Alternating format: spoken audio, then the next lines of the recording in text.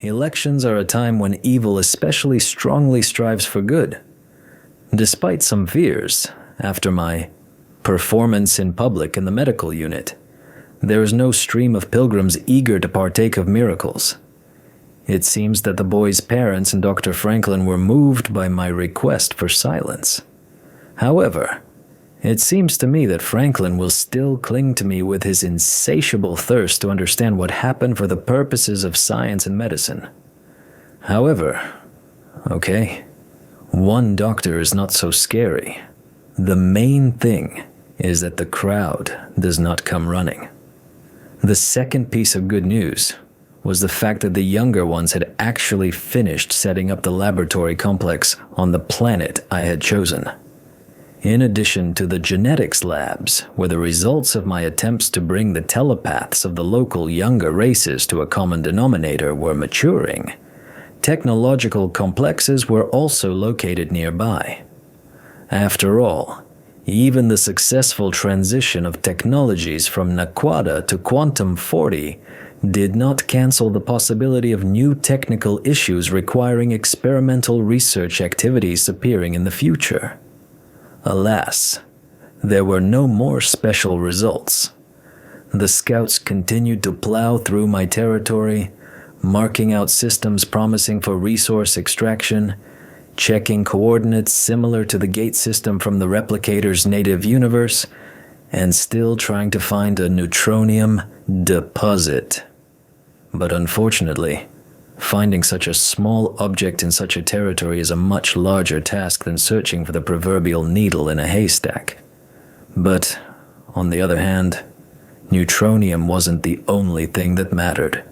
Fortunately, if necessary, it was possible to create humanoid replicators without nanites. The example of Corona showed its success. Not that I really needed a humanoid population on my territory, but a humanoid body was still noticeably more effective in some aspects than a basic arachnid or something similar. In the meantime, one can engage in improving the surface of the capital, especially since, after the completion of the construction of the research complex, the freed-up construction capacities of the juniors can be directed to terraforming and the creation of an Earth-type ecosystem on the planet, without, however, leaving aside the further expansion and deepening of their territories. The output should be some hybrid of the Goa'uld and Asgard architectures seen by the replicators in their time. After all, the world does not revolve around pyramids alone. I decided to leave most of the planet virgin, creating one huge park on it.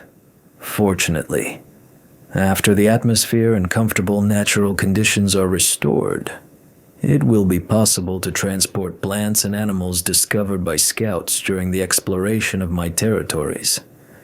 In the end, given the capabilities of the replicators, I can easily build the most valuable structures simply underground. So this is not even a problem at all. The main problem of the chosen planet was the almost complete absence of water on it.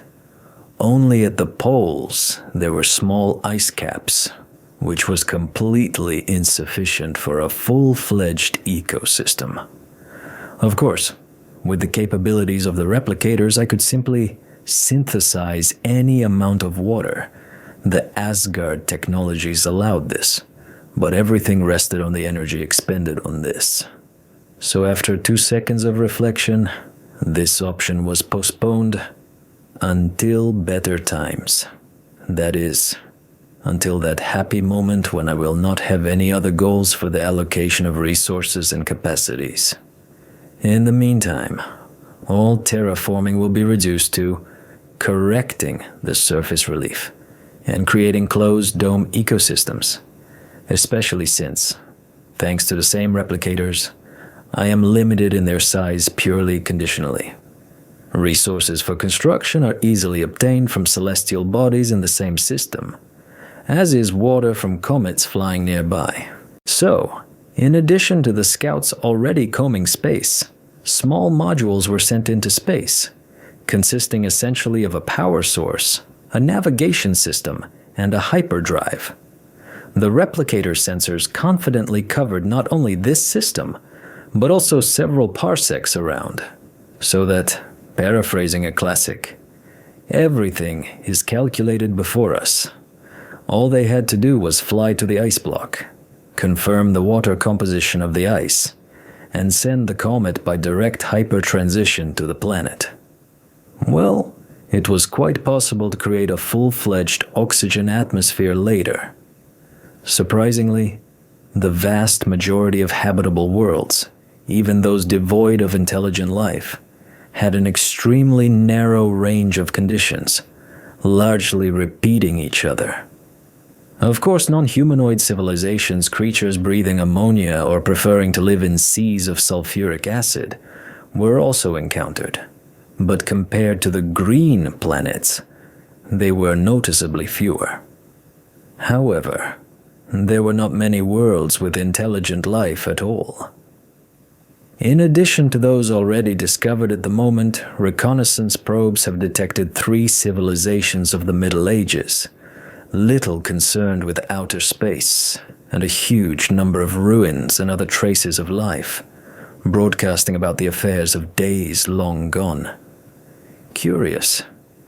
In your spare time, you can do archaeological research. Even more so, you will need to do it. Somehow you would not want to one day discover under your nose some kind of awakening of the Necrons and other greetings from ancient times. I could only shake my head at the fact that the corner of the galaxy where the action took place was strikingly different in its population density from all the other spaces I had seen. However, I suppose this may be due to our jealous friends who chose this territory for their sandbox game. Although these are just my unfounded conclusions. Until I get them for a persistent interrogation, I can guess for a long time. Meanwhile, Babylon lived its usual measured life. The edge of consciousness, still continuing to monitor what was happening on the station, noted only a few small shakes that forced both the security service and the technical services to strain themselves. But, honestly, a small rebellion of dockers protesting against low wages and high demands on their work, and a few accidents against the background of the previous fuss with Jadur, looked frankly not serious. Interlude. President Luis Santiago is set to visit Babylon 5. The president is escorting a new squadron of fighters to the station to renew and replenish the fleet of these war machines. But many believe the real reason for the visit is to secure support for new immigration and trade agreements with representatives of alien races, which have faced opposition in the Senate. Garibaldi visibly grimaced and turned away from the television, where the news was broadcast, and walked toward Lieutenant Ivanova, who had just emerged from the elevator. After exchanging greetings, they headed toward the station's main thoroughfare. What's wrong with us? Did the president's aides provide a program for the visit? No, the woman winced. They think it would be better to keep everything a secret until the visit begins. Yeah, if something happens, you can blame it on us. The head of security chuckled optimistically. Exactly. In my opinion, having settled into the approaching carriage, Garibaldi turned his head towards Ivanova. This is all a waste of time and money. Well, after all, she gives us a new squadron of fighters. It would be better if they gave us repairs. Many years have passed. The Cobra docks need to be updated. They have been mothballed for a long time. Oh yes, Lieutenant Ivanova smiled with caustic enthusiasm. With untrained personnel, in a quarter of the allotted time, and of course at our expense. Nothing surprises you, does it, Mr. Garibaldi? No government action surprises me. This is very Russian. Congratulations. Lieutenant Ivanova, The commander's tired voice came over the comlink.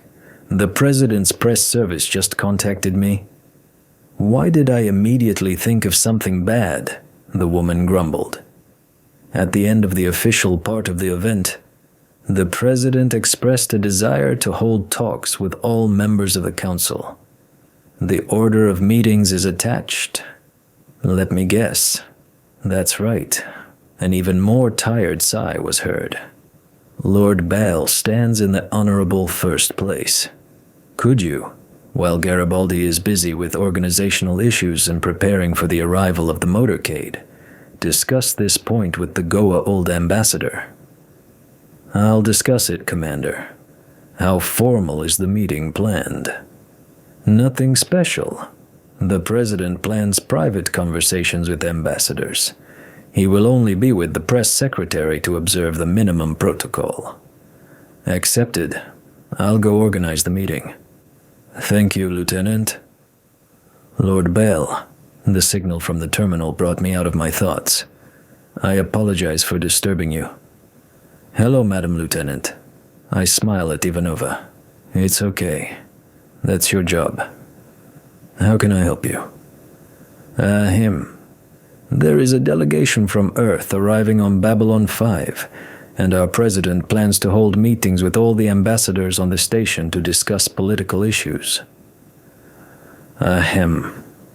Commander Sinclair has asked me to discuss with you the possibility of such a meeting and a convenient time for you. I stroke my beard. Interesting. Well, I don't see any problem. I nod.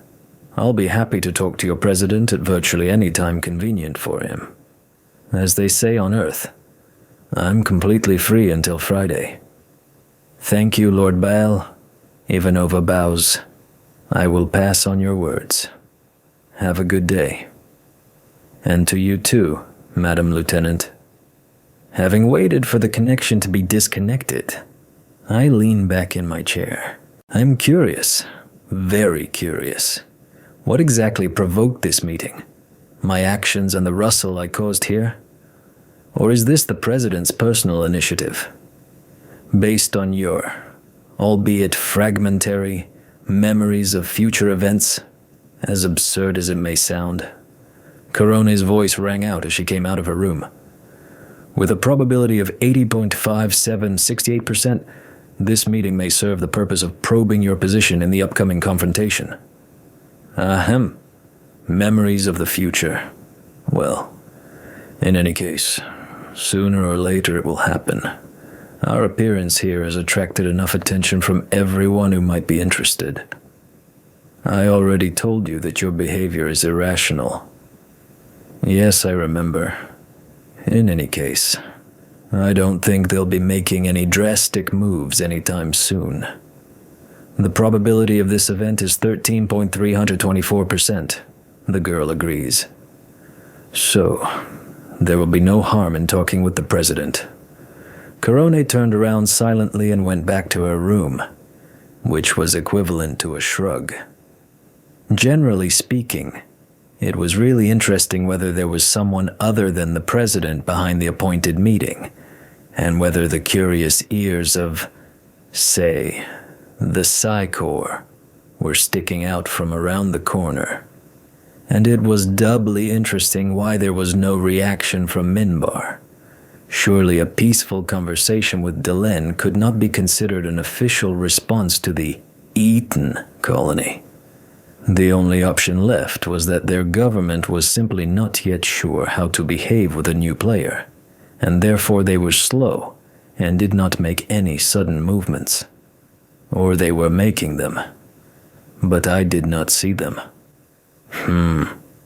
The President's motorcade arrived at Babylon 3 hours later.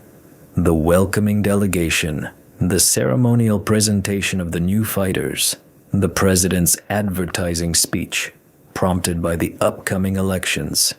In a word, everything was usual for such events. The event was shown on all the station's TV screens, and was also broadcast to other Earth systems, motivating the people and cultivating patriotism.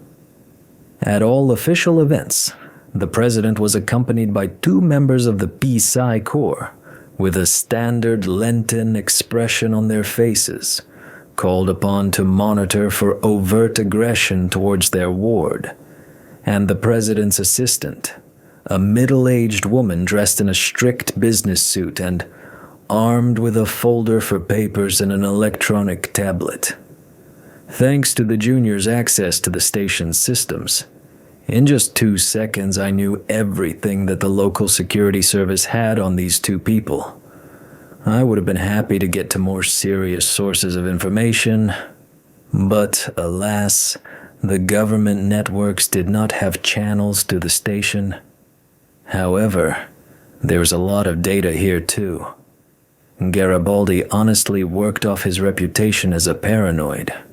The president, however, had only a general background report that did not shine with any revelations, but it would have been strange if things had been different. Although, to his credit, according to the surveillance camera recordings, he really did try to be closer to the people, not violating protocol restrictions, but also not fencing himself off behind a crowd of bodyguards. By all indications, public opinion was clearly on his side, especially since Santiago's course was confidently moving toward establishing relations with alien species, both to expand mutual opportunities and to prevent a repeat of the Minbar story in the future. No, of course, there were also dissatisfied fanatical supporters of isolationism and xenophobic views. And the closer the upcoming elections were, the more noisily they expressed their discontent. It was not for nothing, after all, that a few days before the planned arrival of the president, the station was literally shaken up from top to bottom by the security guards who had swooped in. Even Mr. Garibaldi was affected. It seemed he was suspected of something. At least he ran along the service passages from the inspectors quite quickly. Lord Bale, came the signal, and Commander Sinclair's voice from the speakers. May I enter? Yes, of course. I stand up to greet the guests, touching the door-opening sensor. Corone slowly comes out of his room, taking a place behind my right shoulder. Good afternoon, gentlemen. Allow me to introduce the President of Earth, Luis Santiago. The commander stepped forward. Mr. President, this is Lord Baal, ambassador of the Goa Old Empire, and his attaché, Corone. Thank you, Commander. If you don't mind, I'd like to speak with the ambassador privately. The President turned to Sinclair. I think your security staff will be able to accompany me to further meetings. Yes, of course. The man nodded briefly and left the cabin, joining Ivanova, who was waiting for him. Ahem. Santiago glanced back at the telepath who was still standing next to him. Thank you, John. Please wait for us in the corridor. I don't think anyone will try to assassinate me in the ambassador's cabin. The telepath nodded briefly and, turning around with military precision, walked out the door. Only his assistant remained next to the president, looking around the golden decorations of the room with some hesitation. However, the president was not far behind her in his curiosity, occasionally glancing at the android's ears. Yes, it seemed that the course of the state he had chosen was largely justified by the politician's own desires and not simply state necessity. Please, Mr. President, madam, I smile, leading the guest to the sofa. Sit down. Yes. Thank you, Lord Bale. Ahem. Let me introduce my assistant, Elizabeth Crow, if you don't mind. She will be present at our conversation in case we need legal advice. And I understand, I nod. Protocol, bureaucracy, and other enemies of the people. Santiago smiled amiably, nodding his head. So, what did you want to talk about? Well, first of all, I just wanted to pay my respects to you. After all, it's not every day that a new ambassador appears on Babylon, especially one as extraordinary as you. The president spread his hands slightly. Moreover, we should not forget that of all the highly developed races known to us in our corner of the galaxy, only you are so easy to contact. For example, the man chuckled slightly. I can't imagine such a private meeting with the same ambassador of the Vorlon Empire. I understand. I nod, stroking my beard. So, since we've already met, and the conversation has become so casual, if you don't mind, I'd still like to discuss with you a few more boring matters. Political ones. What can you do? I sigh for show. Such is our fate. I'm listening to you. Ahem. I think I won't be far off if I say that your appearance on the station, as well as the events that followed, stirred up the public. No, of course. The mass of people don't care what kind of new ambassador has appeared on such a distant Babylon 5. But your statement to the council about creating an outpost, and on such a large territory at that. I understand, Mr. President. Such a statement could not help but worry the governments of the local races. We have already encountered such a reaction to our appearance more than once. But the excitement, as a rule, quickly passes. Moreover, when arriving in a new galaxy, our empire carefully analyzes the existing political picture so as not to cause unnecessary tension and conflicts. Santiago's eyes flashed with clearly visible skepticism. However, it is clear that politics in itself is a rather dirty thing. And such large-scale politics, which must be the case with an intergalactic empire, will be even more so something bad. Of course, in practice, everything is not so rosy. I assume you are aware of the incident with the Dratzi ships? Yes. And I must tell you, this has also caused concern among the general staffs on Earth. I will be frank. Although I try to maintain a political course towards friendly relations with other species, many of my ministers are in strict opposition, and the appearance of another player in this arena, especially one so far superior to us in technology, cannot but cause additional tension. This is entirely expected, Mr. President. I shrug my shoulders. All that remains is to accept this state of affairs and rely on the common sense of those in power.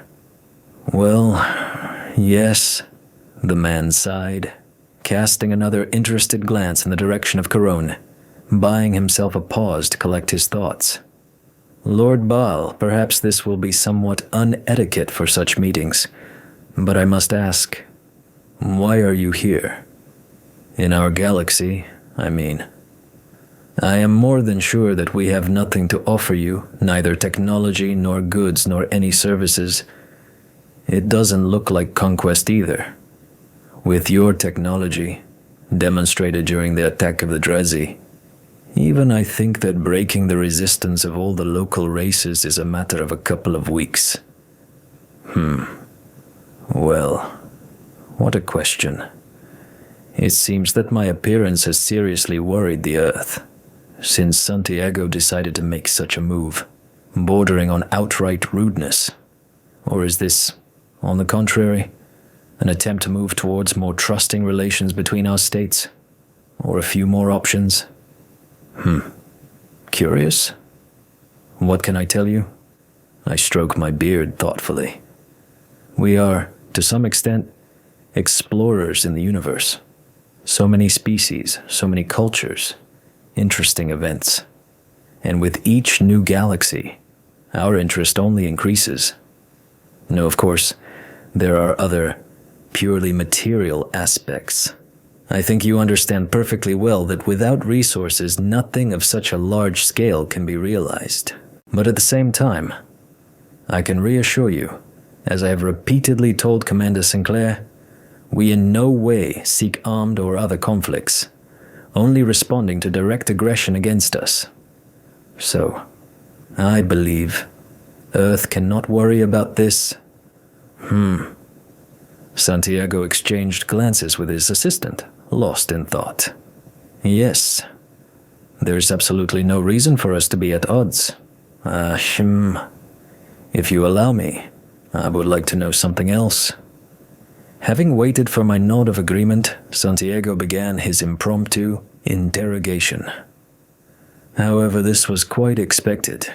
A new race, the first meeting of official representatives.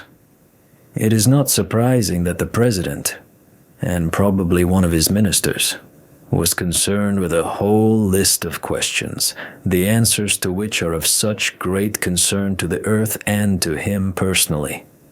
The secretary, in turn, conscientiously wrote something down during my answers. Well, I don't mind answering the questions at all, especially since there was nothing secret in them and there couldn't be. After all, this is a meeting of representatives of two states. Everything should be polite and strictly according to protocol. Bureaucracy, though. Although, in essence, rather general topics were raised, such as my personal attitude to the events that had recently taken place at the station, whether I had any wishes or dissatisfaction regarding local customs. In a word, a careful testing of the waters to understand what kind of person I am as a reasonable person. Well, I didn't remain in debt, clarifying details concerning the people of this world. Of course, having barely gained access to the Babylon 5 database, I considered all the available information, but direct questions were also useful. And it is necessary to maintain a conversation. Otherwise, it would really resemble some kind of interrogation. Well, after half an hour, with obvious satisfaction with the course of the conversation, Santiago nodded gratefully to the secretary. It seems we have clarified the most pressing issues. At least now it is a little clearer to me, if you will forgive me such an expression, what kind of person you are. And, if you do not mind, I would like to talk about one more thing. I'm all ears, Mr. President. It's nice to talk to a reasonable interlocutor. Trying to smooth out the tension in society that arose after the Earth-Minbari War, planned to begin developing a migration foreign policy. Of course, many senators are extremely negative about such an innovation, and there are quite a few dissatisfied people among the people. But, Lord Bal, I would like, if possible, to enlist the support of other races in this matter. If Earth still wants to enter, so to speak, the pan-galactic family, we will have to somehow coexist with aliens.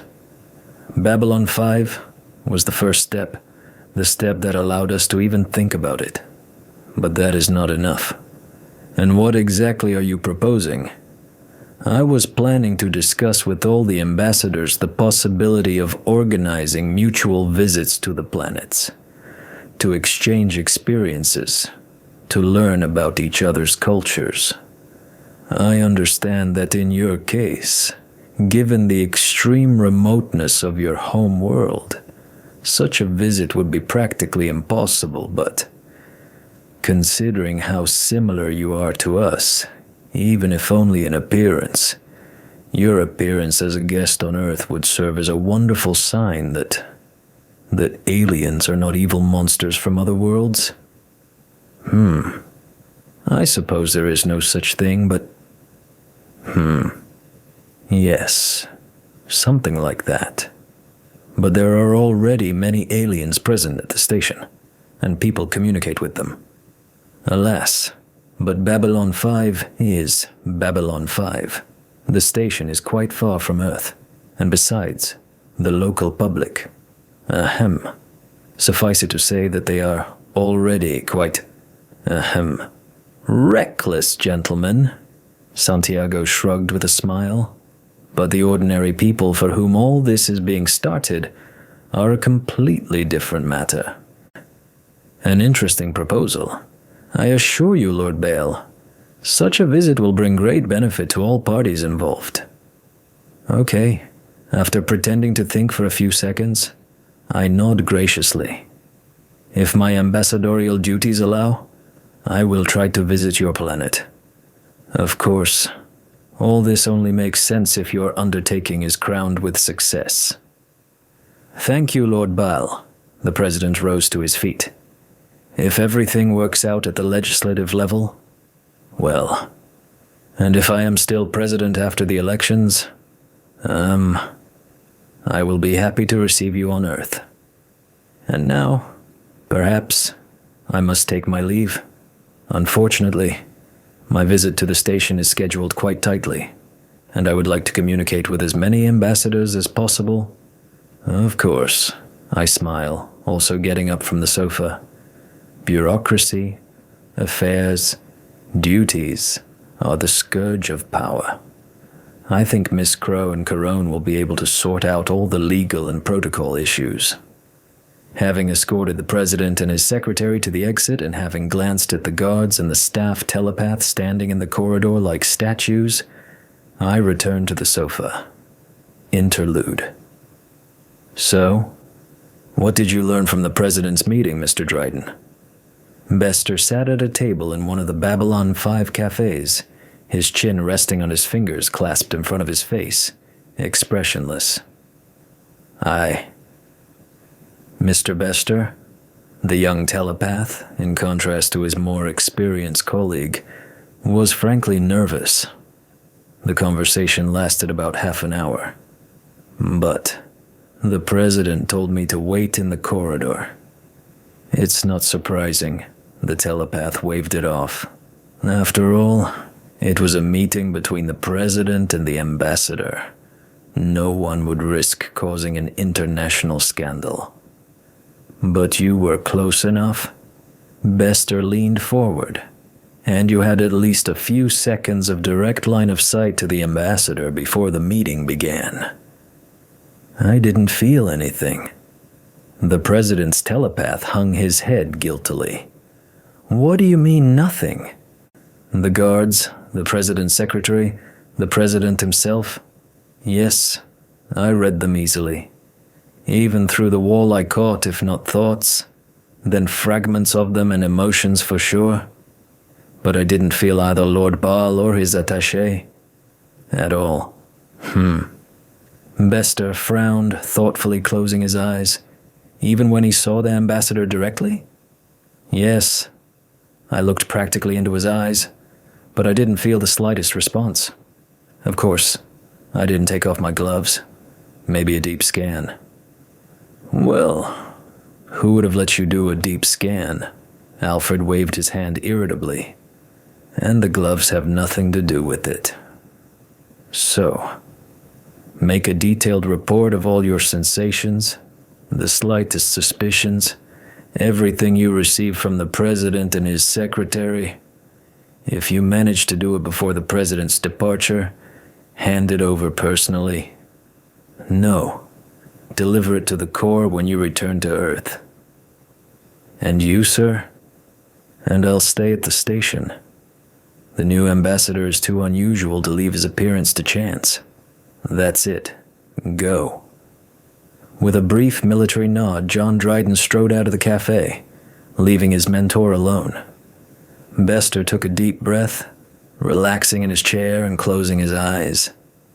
With an exhale, he opened his consciousness and, wincing at the noise of thousands of minds around him, focused on the diplomatic sector of the station, trying to feel for anything that would come from the Goa'uld ambassador. During his 3-day visit to Babylon 5, President Santiago not only managed to present the station with a new squadron of fighters, which local pilots were eagerly awaiting, but also managed to communicate with representatives of all the countries represented at Babylon. At the end of his visit, he invited all alien governments to cooperate more closely with Earth.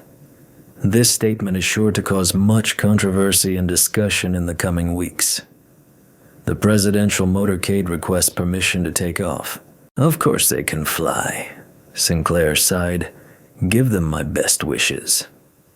Leaning his hands tiredly on the terminal near the observation window, the commander watched the shuttle slowly moving away from the station in the direction of the large and comfortable presidential liner drifting not far from the Babylon. Almost immediately, as soon as the transport disappeared into the dock, the liner turned around and, accompanied by an escort cruiser, slowly headed towards the transition zone. It had been a long 3 days. Although everything had gone much better than expected, both mentally and physically, all the senior officers of the station were exhausted beyond belief.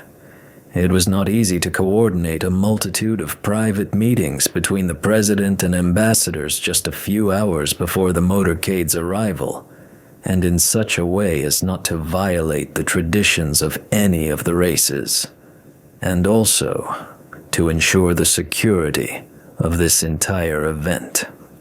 It was not surprising that as soon as the president left the station and the shuttle hatch closed behind him, Garibaldi exhaled loudly and informed Sinclair that he was going to have a drink and then to bed. And anyone who woke him up before 10 hours had passed, he would first shoot and then throw him in the garbage disposal. However, similar thoughts were read in Ivanova's eyes, and the commander was thinking about rest. "Commander Sinclair." However, Jeffrey had no doubt that if he relaxed, some other dirty trick would surely happen, requiring his personal and, moreover, urgent participation. As always. "Commander Sinclair." Lord Ball's voice, seriously concerned about something, pulled the man out of his dreams of a soft bed. Yes. Lord Bale." The commander turned tiredly to the ambassador. "Is there anything I can help you with?" "Commander, I can't. It's just indescribable.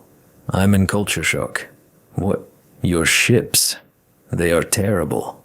The officer saw for the first time on Baal's face genuine shock, mixed with horror. "You see? I saw a warship of your civilization with my own eyes." "I still don't understand."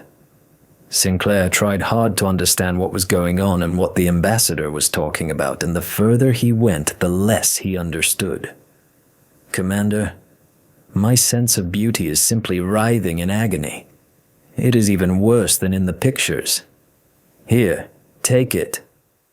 Lord Bal took an information crystal from his pocket and handed it to the man, who froze in surprise. "Here is the complete technical documentation on artificial gravity. Everything has already been adjusted to your technological level. I beg you, make your ships beautiful. Well, at least like the Narns. I beg you. No thanks are needed. And especially, don't you dare refuse. I can see in your eyes that you want this. This is just a gift. It does not oblige you or the Earth to anything." "But Lord Bale." Sinclair felt as if he had been hit over the head with a dust sack. I don't know anything." The Goa'uld shook his head, raising his hands in a negative gesture. "I beg you, make your ship stylish. And I'm going. That's it. I'm definitely going. To Zocalo, to treat my nerves." The ambassador once again firmly squeezed Jeffrey's hand where he had placed the data crystal, as if afraid that he would drop the gift, and, not listening to the commander's confused attempts to clarify the situation, left the bridge, leaving the man standing with a slightly trembling hand clutching the crystal with the data. "Identity card, please." The Babylon 5 customs officer said politely, stopping a man who was walking busily from a ship that had just arrived. "Yes, of course." You didn't extend it." The customs officer was slightly surprised, inserting the card into the terminal. "I've been away for quite a while the last couple of years doing excavations in Rome. Did you find anything interesting?" Yes. The man smiled warmly, taking the pass card and heading towards the elevator. Well, hello, Mr. Morden. The younger ones, integrated into the station's surveillance systems, had long been oriented toward tracking this man among the arrival lists.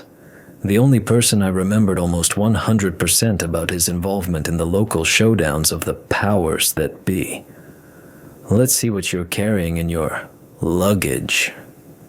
As far as I remember, ordinary shadows were able to become invisible and practically intangible, passing into some kind of phase state, visible only in a certain range of radiation and allowing them to seep through material objects.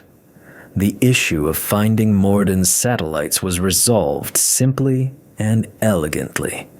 Even going through the shooting modes available for the standard Babylon cameras revealed two translucent black silhouettes near the man, reminiscent of arachnids covered in spikes.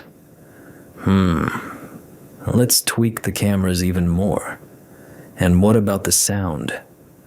Unfortunately, the microphones had a narrower range of perception than the cameras, but I still managed to catch some grinding and chirping sounds that Mr. Morden was clearly listening to. Having spent some of my resources on trying to decipher it, I returned the cameras to their previous mode, filtering the picture for the video surveillance system, and leaving the full picture only for myself.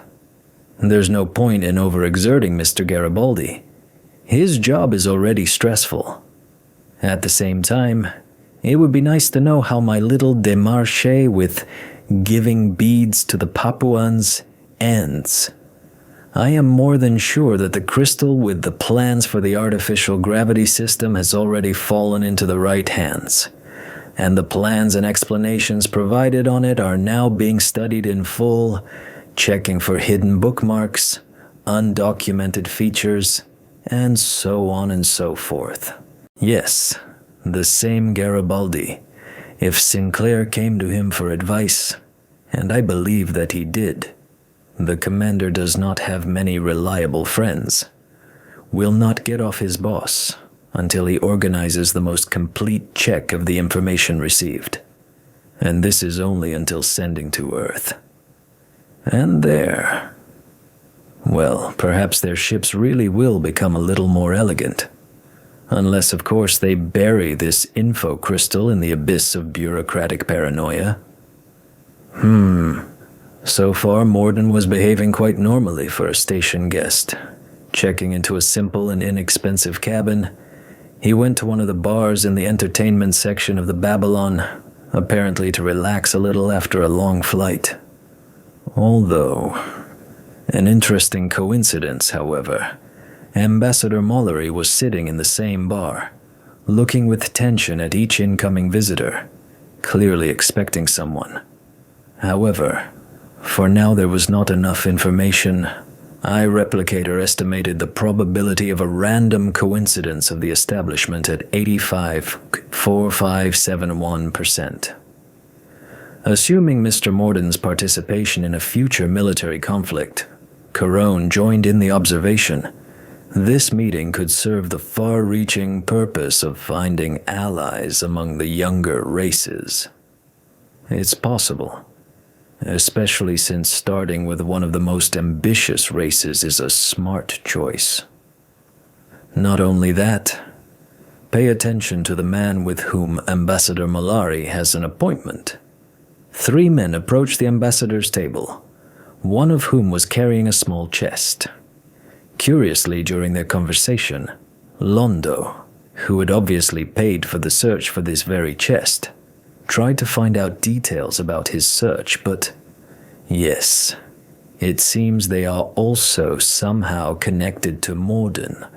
The man who called himself Mr. Reno exchanged a quick glance with the shadow emissary sitting at the counter before refusing to divulge details of the search. There is a 1267% chance that the jewel sought by Ambassador Mallory was obtained with the as yet unclear involvement of the party to the conflict you call the Shadows. It's not clear yet. 64% is too low to draw a precise conclusion, so let's wait for more data.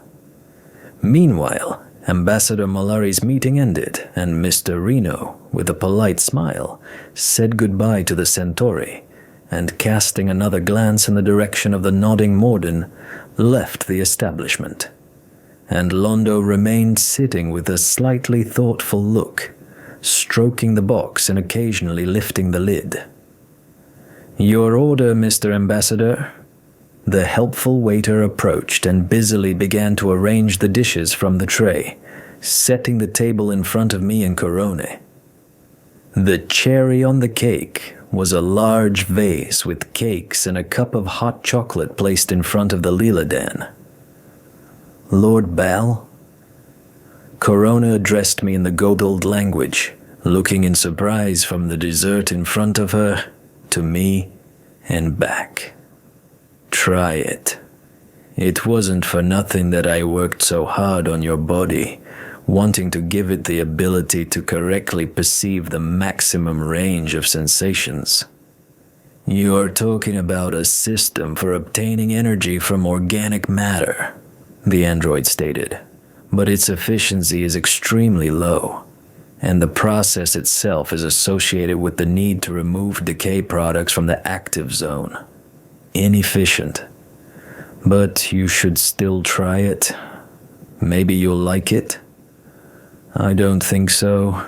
Coroni nevertheless obeyed, and with a completely detached face picked up the nearest cake. The first piece of the delicacy went into his mouth, then another and another and again.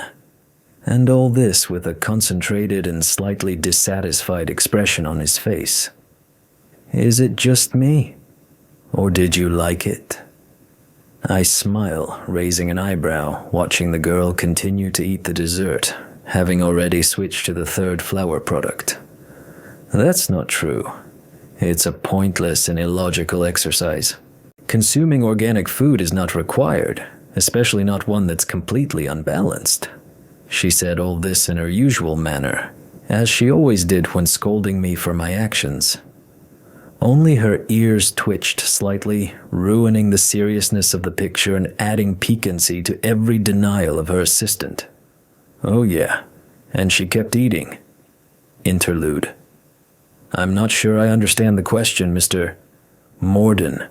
"Morden, yes. Who sanctioned this?" Gakar waved his hand around the cabin. "Conversation?" "Advisor Tabar, first circle." "Does he know what we're going to talk about?" "No," Morden drawled. "But in order to address a person of your rank, I had to obtain a recommendation."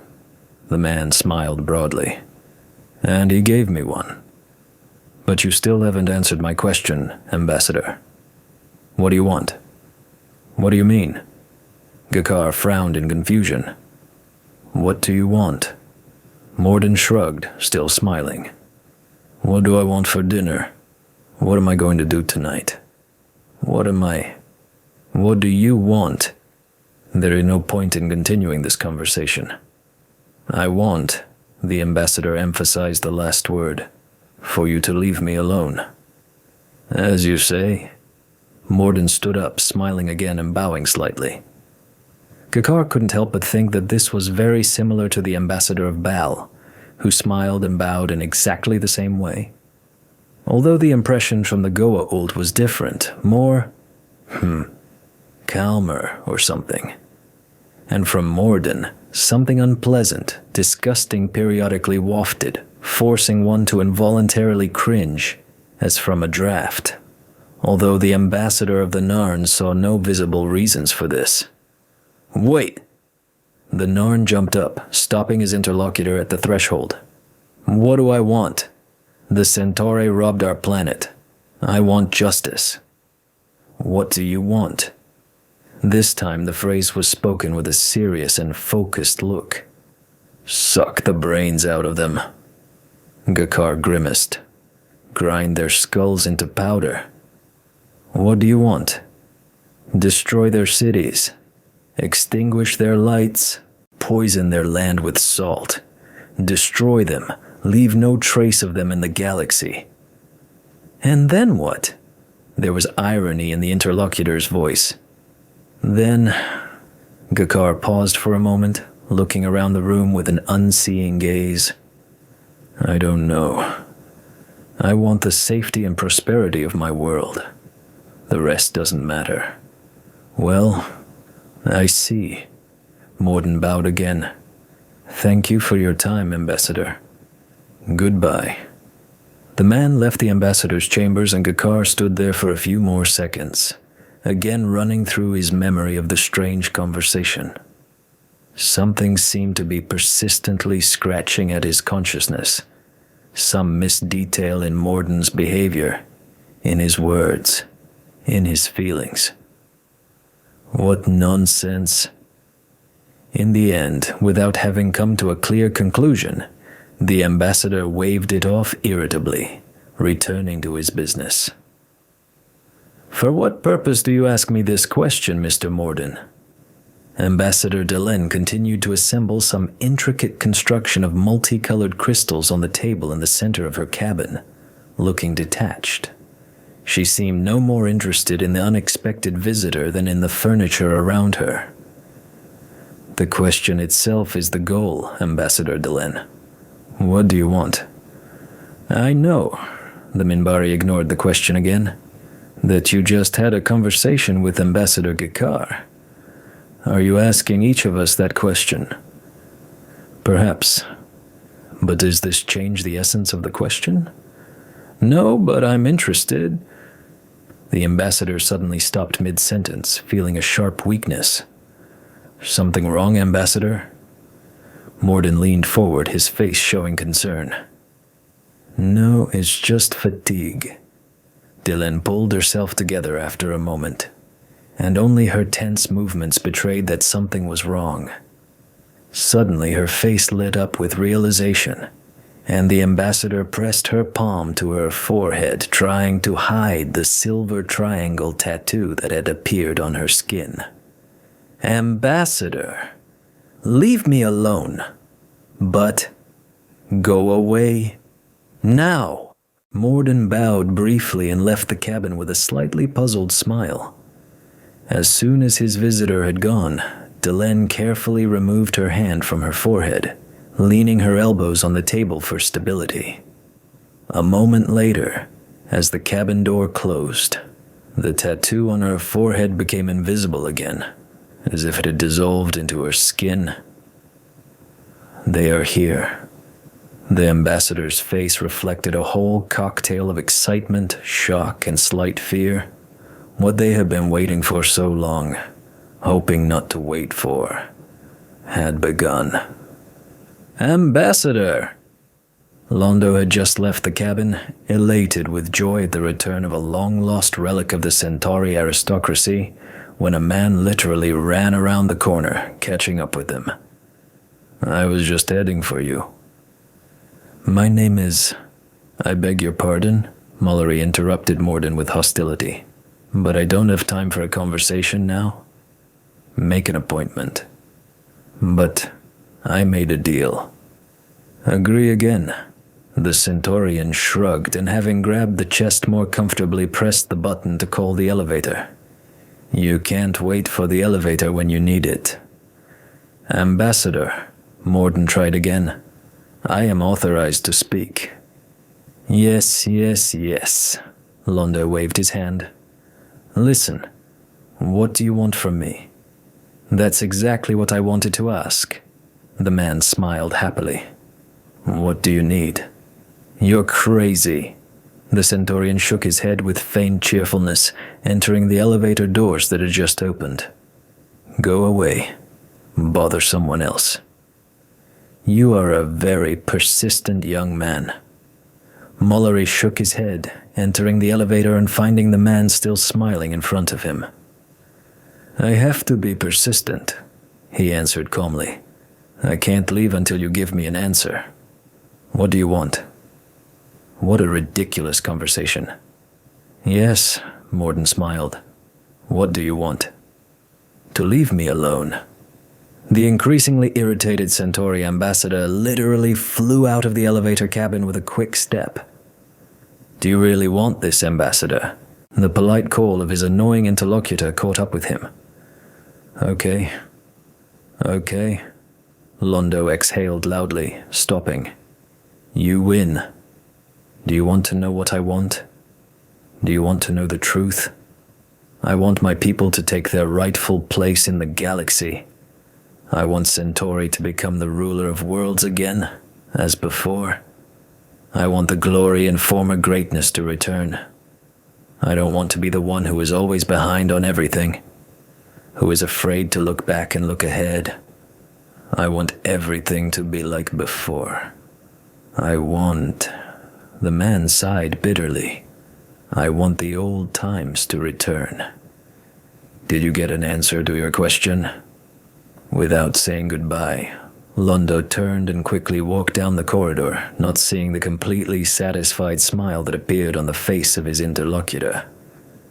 Yes, Morden said with grim satisfaction. Got it. The next moment he jerked as if struck, turning tensely towards the opposite end of the corridor.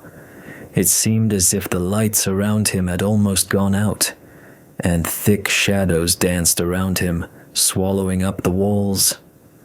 The broad figure of Ambassador Kosh was leisurely floating towards Morden. Get out of here, a voice came from the vocabulator. They are not for you. Go away. Away. Get out. The darkness around the frozen man thickened even more, giving him an ominous appearance, and only the tension red in his gaze disturbed the overall picture of what was happening. The pirates have been really on the rampage lately. Not only have transport ships started disappearing, and right on the approach to Babylon, but now they're not just running away when the station's squadron shows up, they're snapping back. At least in the last 24 hours, there have been 2 fighter launches on alert, heading straight through the transition zone, and not all of them have returned. And then, Mr. Morden besieged all the ambassadors of the Big Five, avoiding only Kosh and the Earth ambassador due to the absence of the latter on the station in principle. And even then, he met the first one, colliding in a narrow corridor. For the first time, I saw a direct combat clash between a Vorlon and Shadows. It's funny, but even being essentially energy life forms, both races preferred to come to blows. As a result, one of Morden's escorts was destroyed, dispersing in the air after another telekinetic blow from Kosh, and the Vorlon ambassador received minor damage to his spacesuit. Unfortunately, the shadow just dissolved, leaving not a single piece of a corpse, at least not visible in the ranges available to me. But in any case, it's worth examining the place in more detail. Maybe the younger ones will find something. But the fact that both sides after this preferred to part peacefully surprised me. I assumed that Kosh would press until the end, especially since Morden himself did not participate in the fight. Lord Bale, Corone interrupted my thoughts. Mr. Morden asks for a little of your time. Interesting. I didn't expect that they would decide to make contact right away. True, the probability of this event was 24.7645%, but it seems they decided to test the waters right away, not knowing your true goals and intentions on Babylon. Well, tell Mr. Morden that I am ready to receive him. The Shadow Emissary was clearly trying to figure out which races could be used in his patron's plans. There were few specifics, since there were no cameras in the ambassador's quarters, and I was only able to peep at the conversation with Ambassador Mullery. But logic told me that all the other meetings followed the same scenario, especially considering the strangeness of the questions asked by Mr. Morden, or rather, the question? The conversation would clearly be meaningful. With an anticipatory smile stroking my beard, I glance around the cabin, stopping in one of the paintings hanging directly opposite the entrance. Well, Mr. Morden, do you want a constructive dialogue? I have some. At the same time, I will study his secretive friends more closely. In direct observation, so to speak. The distinguished guest showed up an hour later. Either he had been injured during the meeting with Kosh and was being put in order, or he had simply decided to stall for time. At least he had not been seen in the corridors all this time, sitting in his cabin. Lord Bell. Good evening. I greet the guest with a polite smile. Out of the corner of my eye, objectively speaking, I could look 360 degrees in all planes, even from the angle of my heel. But the force of habit is a terrible thing. Tracking the shadow that slipped past and froze at the entrance, warily moving its limbs. Thank you for agreeing to spend some time with me. I was afraid that it would be difficult to arrange a meeting. Oh, no need, no need. I cordially offer the man to sit in one of the chairs. But honestly, I am somewhat intrigued by your visit. As far as I know, you have visited all the ambassadors at the station. Could you satisfy my curiosity and explain who you are? Oh, how he tensed up. And the shadow by the door twitched in my direction, changing its mind at the very last moment. Yes, it seems they really are obsessed with their philosophy. Ahem. Morden cleared his throat, having pulled himself together. My employers, so to speak, authorized me to talk to all the ambassadors on Babylon 5 and get an answer to one simple question. Oh, and what kind? And with Mollery, he behaved more confidently, asking point blank, clearly confusing me, repeating his, "What do you want?" like a wind-up toy. And here he is conducting a lengthy conversation and trying to tactfully dodge my own question. What do you want? As soon as Morden finished speaking, the shadow by the door moved, coming closer, and the next moment, I detected radiation directed at me. A scanning attempt has been detected. Corone, who was now in the next room, warned me over the subspace link. Yeah, I know.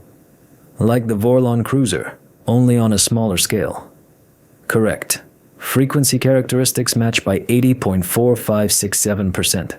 Radiation power is lower by 700%. I wonder if this is a natural ability of the shadows or a function built into their suit. I recommend applying a preventive... No need, I interrupt Corone. We won't take any drastic action at this stage. It doesn't make sense. Don't be such a maximalist. You don't have to measure everything only from the position of a fist fighter. However, this is the most effective and reduces the costs of solving long-term problems by several orders of magnitude.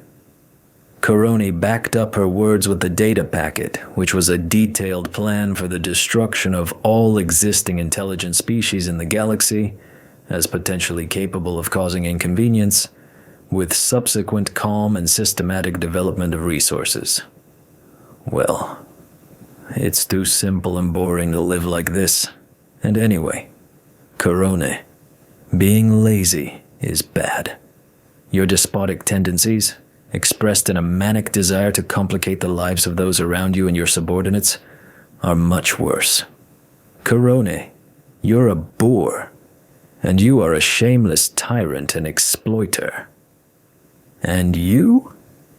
Meanwhile, I returned the man's question with a smile, continuing the mental skirmish. Sorry.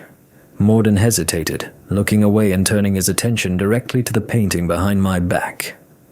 What is it that has you so warped, Mr. Morden? An unusual-looking chessboard, filled with the recognizable figures of all the people involved in this galactic-scale performance, on one side of which the figure of Ambassador Kosh, a typical Vorlon, and the gloomy, massive figure of one of the shadows were easily discernible.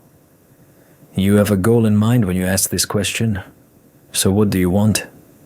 My question made the man shudder, looking at me with a shocked expression, and a long grinding sound came from the shadow, inaudible to the normal ear. Deciphering the shadow language has not yielded any results yet. There's too little material, but something told me that there was also shock and surprise in this phrase. The essence of the question is in the question itself. Mr. Morden looked again at the painting, which had already become what it always was, a beautiful abstract landscape of one of the regions of space. So answer me. No, Corona is definitely right. I love making life difficult for those around me. Along with the conversations, I probed the shadow in every way possible for replicators, except, of course, direct vivisection. It would not be polite to dissect a guest, right? Like Kosh, judging by the sensor readings, the shadow representative had an organic spacesuit that surprisingly effectively dampened attempts to scan itself. However, given their love of hiding and concealment, this was expected and not at all surprising. In its ghost form, the shadow hardly interacted with surrounding objects at all. At least the blocks in the floor did not react to the figure. Although in the gravitational range, as an object, Morden's satellite definitely existed. It turns out that the phase shift is not perfect. Or is this only a problem for the infantry, and the ships can do it differently?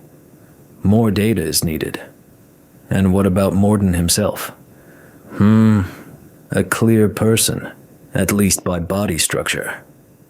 DNA samples can provide more information, although it is clear that it is modified at least to the extent that it is able to hear its guards even from a phase shift, which other intelligent beings, as well as virtually all local technology, are not capable of, without special settings, of course. Morden finally solved the logical problem of the conflict of questions. Perhaps, at this moment, I would like to hear an answer to my question. This, if I may say so, the man smiled, hiding the tension behind his good-natured mask, is my mission. After all, the performers are not always initiated into the true meaning of the task, right? Oh, you are certainly right. I nod, stroking my beard. Good. I will try to answer your question. What do I want? What do you want? Yes. Having heard the next remark from his companion, Morden relaxed slightly, preparing to listen. Well, what can I say? I look up at the ceiling with a mysteriously thoughtful expression. Happiness. Happiness? I'm afraid I don't quite understand what... Oh, how our eyes twitch. It's just a fairy tale. Why waste time on petty details if you can immediately talk about the final result? In the end, any actions of the mind are aimed only at achieving happiness. I still don't quite understand what you mean, Lord Bale, Morden said uncertainly, and the shadow began to fuss, as if he too was unsure of what to do next. No more than I said, Mr. Morden, I smiled broadly. No more than I said. Well, a rather long phrase came from the shadow, causing Morden to flinch, which he almost managed to hide. Thank you for your time, Lord Bale. I respond with a polite bow, standing up together with my interlocutor. After a few seconds of hesitation, the cabin door had barely closed when the shadow followed Morden. Impact on the material of the outer layer of the door has been recorded. Active counteraction is possible. No need. Let him go. It will give them a lot to think about. I stop Corone, smiling inwardly. Interlude. Alfred Bester sat on the bed in his cabin, staring distantly at the wall in front of him and struggling with the occasional irritated, nervous tic that rolled in. 2 weeks had already passed since his appearance on the station, and the information collected about the new one was just enough to convincingly say that he existed no more. Lord Bale was present at the station, fulfilling his ambassadorial duties. At least that's how it looked from the outside. Sometimes going for walks around Babylon, or spending time in one of the many drinking or gambling establishments in the entertainment sector, but Bester sent people under his control to him 4 times. His head ached unbelievably after such tricks. But the method was worth it. Usually. This time all the approaches ended in nothing. 2 waiters in restaurants who quickly changed the devices. A station employee who accidentally ran into the ambassador, hurrying about his business. Even a girl of light moral principles who sat down at the table of a prominent man in search of a companion for the evening. Each time Bester tried to find out at least something about the new after, to collect DNA samples, to make a psychological portrait. But all in vain. All the devices were pristine clean, as if just from the disinfector. The blade of one of the working tools that scratched the ambassador did not bring a drop of blood. And the girl with whom Bale, as always cordial and courteous, spent the evening in meaningless flirtation, did not bring the slightest grain of information beyond what was already known. And the Goa'uld still couldn't be sensed by telepathy, neither by the president's regular telepath, nor by Bester himself. Well, he can't keep passive shields in his consciousness all the time, and it's impossible to close off so comprehensively. Even a grain of thought, even a drop of emotion, must seep out. The telepath irritably clenched his hand into a fist, the leather of his uniform glove creaking quietly. The same failures also affected his assistant bodyguard. Like Bal, the young owner of Cat Ears spent a lot of time in her chambers, occasionally accompanying the ambassador on walks, or even more rarely, walking alone. The only outstanding feature in the girl that the telepath was able to identify was a noticeable love for sweets. Every time Corona, alone or with the ambassador, visited the restaurants of the entertainment sector, she would eat all kinds of desserts, giving special preference to cakes. True, several times the man managed to detect a stable vector of attention directed at the object of his observation, and rather negative attention, saturated with malice and almost hatred towards him. Such an event could not fail to interest him. Having isolated the necessary minds from the station's field, Bester was surprised to recognize them as Minbari, judging by their behavior and emotions, clearly belonging to the warrior caste. Unlike Bal's mind, the minds of ordinary Minbari presented no problems for the telepath, so he easily read their thoughts and emotions directed at the ambassador. Unfortunately, even he was unable to perform deep scanning at such a distance. I read and was very surprised to learn that the warrior caste was accusing Bale of attacking and actually destroying their colony in some distant system. This news was already quite hot. The demonstratively good-natured, pretending to be a pacifist, ambassador of the Goa'uld Empire suddenly appeared in a completely different light, which made me think and reconsider many of the conclusions made on Earth. And to try to get closer to one of the Minbari, the Phi Corps would definitely need more precise information about the incident with the colony, especially since Minbar clearly intends to silence it for the general public. However, this did not bring Bester much closer to completing his task. It was still completely unclear what could be expected from the new ambassador, and how he could be influenced if the interests of the Earth suddenly required it. The only way to gather information was to penetrate directly into the ambassador's cabin. But failure meant an international scandal, and in the worst case, a declaration of war. even if the Earth government disavowed it, saying that neither they nor the PSI Corps knew anything about Alfred Bester, and they would do so. He was a realist. Even if the president and the commander of the Babylon Sinclair managed to somehow convince Bale that everything that had happened was an unfortunate misunderstanding, the authorities would still ask the telepath to the full extent for both the failure and the troubles caused for everything. Bester leaned back, closing his eyes tiredly, massaging his temples with his fingers. The last couple of days had been particularly difficult and exhausting for some reason.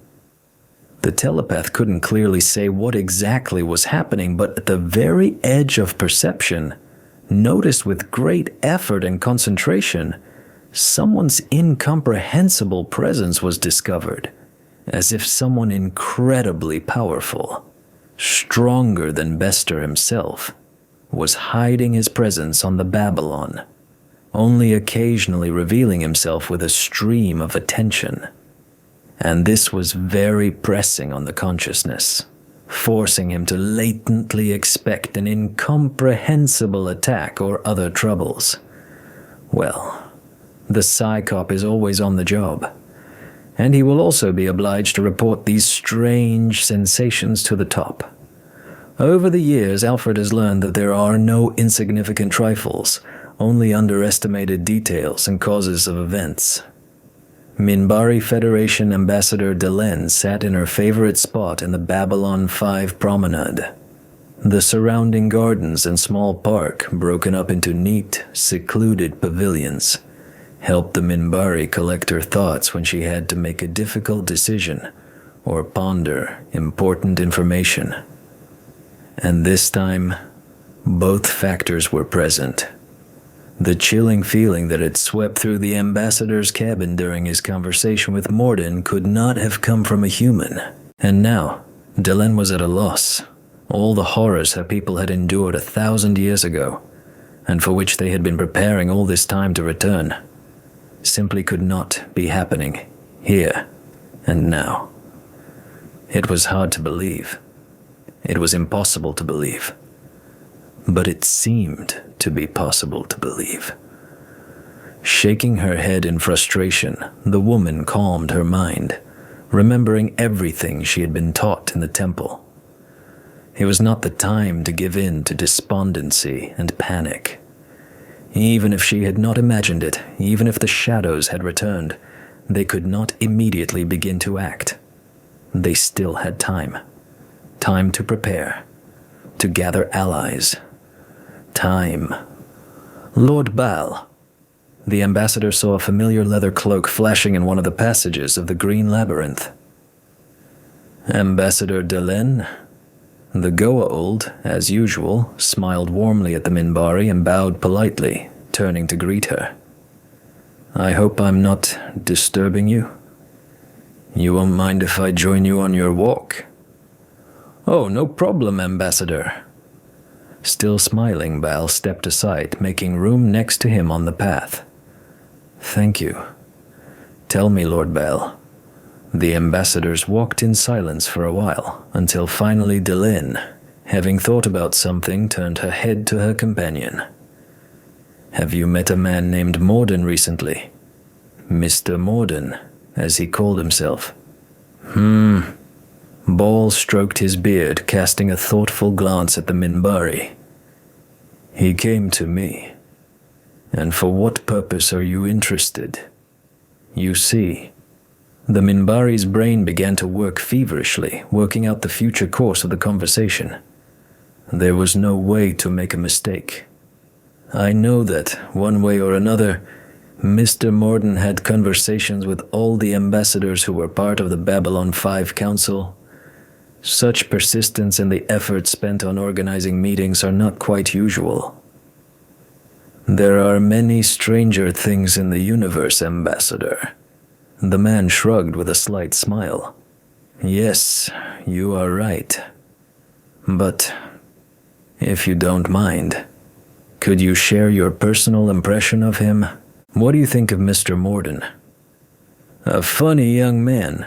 the ambassador said, slightly thoughtfully, spreading his arms. Only a little ill-mannered. He didn't even bother to introduce his companion. A companion? Delenn tensed. Yes. During the entire conversation, they openly discussed me, as if I wasn't even there. It's even a bit awkward. And what did Mr. Morden's companion look like?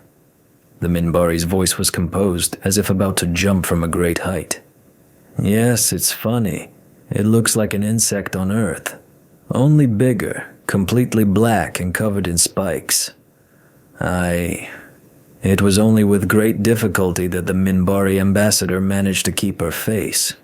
But even through her self-control, it was clear that the woman was shocked and almost frightened. Thank you, Lord Bale, for the walk and for the information. I apologize, but important matters have suddenly arisen that require my presence. Allow me to take my leave. Oh, it's okay, Ambassador. Ball bowed briefly. Have a good day. Bowing abruptly, the Minbari turned sharply and almost ran towards the nearest passage to the elevator, not noticing the anticipatory and satisfied smile that spread across the face of the Goa'uld ambassador. If something looks like a duck, quacks like a duck, and flies like a duck, then it's a duck. It seems that our conversation with Mr. Morden gave him and his employers a lot to think about. At least in the past 3 days, I've recorded 6 attempts to penetrate my quarters. The shadow persistently tried to penetrate the cabin, seeping through the walls, floor, ceiling, door, thereby bringing me a lot of additional information about their features. An important result was the fact that the layer of replicators was enough to prevent the shadow's attempts to penetrate the cabin, even in a state of phase shift. Curiously, Morden spent all this time in blissful idleness. Probably the other, younger races of shadows did not interest him, and therefore no one asked them questions or carried out propaganda. In a word, a boring calm reigned at the station again. Everyone around was busy with their own affairs, having fun, violating order, or working hard. Even I had to while away my free time with longer than usual, walks around the station, necessary, among other things, so that the persistent representative of the shadows would be less embarrassed to leave his tracks on my territory, and therefore information about his species. After all, persistence should be encouraged. However, I had something to occupy my leisure time with in the laboratory complex, still being diligently built and expanded by the younger ones. The first batch of experimental telepaths had successfully matured. Of course, given the cultivation in such a short time frame, as well as the fact that I did not strive to make them high quality, the individuals were not very viable and were supposed to die in a few days. But this was quite enough for the initial analysis of the phenomenon of telepathy in laboratory conditions. As I had assumed at the very beginning, when I was still analyzing the DNA samples of various species that I had collected, in fact, all telepaths of the younger races were artificially bred. Moreover, since all the elements of the telepathy gene were mutually compatible and fit together perfectly on the same basis, it could be concluded that these telepaths were bred by the same race. Do I need to clarify whose glowing ears are sticking out behind all this? Unfortunately, the first pancake was a flop. After a series of experiments and tests, I still had no idea how telepathy worked at all. The grown clones, controlled by implants, successfully read each other's thoughts, transmitted images, and communicated with thoughts. But the laboratory equipment did not record anything. There were no special signals or radiation that could explain the physics of the process. Of course, there was no talk of repeating this technically. In the same way, it was not possible to even repeat the capabilities obtained with Ironheart. Yes, he had the same telepathy gene as other human telepaths, but it seemed to have evolved somehow. And there, the Psi Corps also tried, spurring on the natural process. To my disappointment, either I made a mistake somewhere when growing the test subjects, did not take into account some nuance, or the data received from Jason was distorted by his ascension, because none of the test subjects showed even a hint of something similar. However, perhaps the answers to these questions will become available to me if I manage to get my hands on the DNA of the shadows and the Vorlons, if, of course, it remained in them in any form.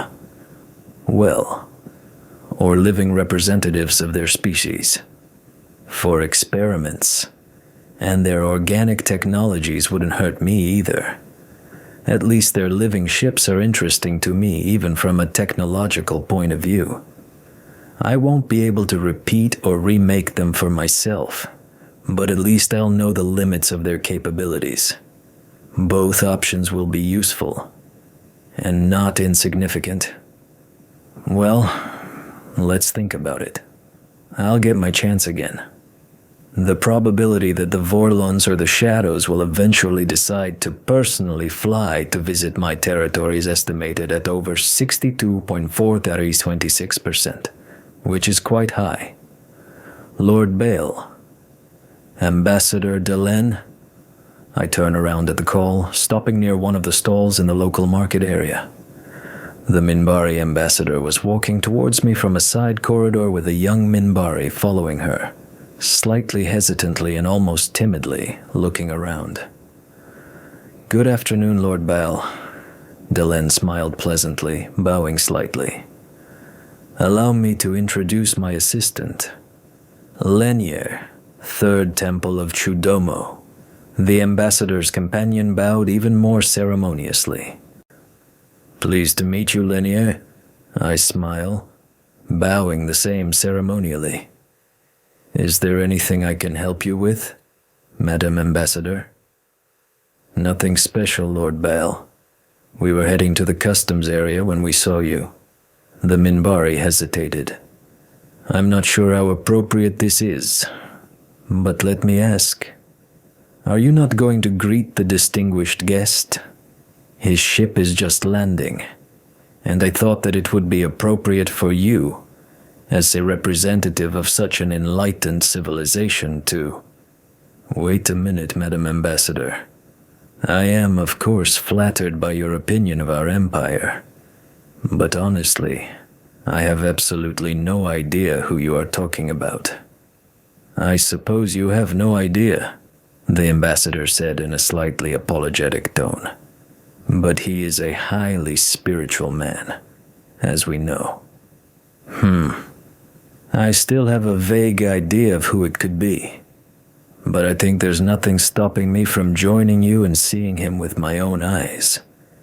It would be a good way to get to know the culture of one of the local races." "That's exactly what we're talking about," Lenier said, leaning closer with enthusiasm. "Then we can go." I gestured to the Minbari to go ahead. After all, I'm on a walk anyway, so there's really nothing stopping me from taking a stroll around the customs area and seeing whose arrival Delenn was so excited about. I hope my assistant's absence won't be a problem. I'm afraid she's a bit busy right now, and it would be cruel to interrupt Karone from yet another study of the Kulin. Cultural peculiarities of Babylon 5. "Oh, your assistant approaches her duties responsibly," Lenier rejoiced. I guess Karone's presence at the meeting isn't necessary after all. It's not an official event. Interlude. "Lord Bal?" Sinclair raised his eyebrows in surprise. "You also came here to meet a distinguished guest?" And why does it seem to me more and more? Garibaldi carefully lowered his voice, barely audibly muttering under his breath, so that the phrase remained the property of only the ears of the Goa'uld, which, incidentally, no one ever found out.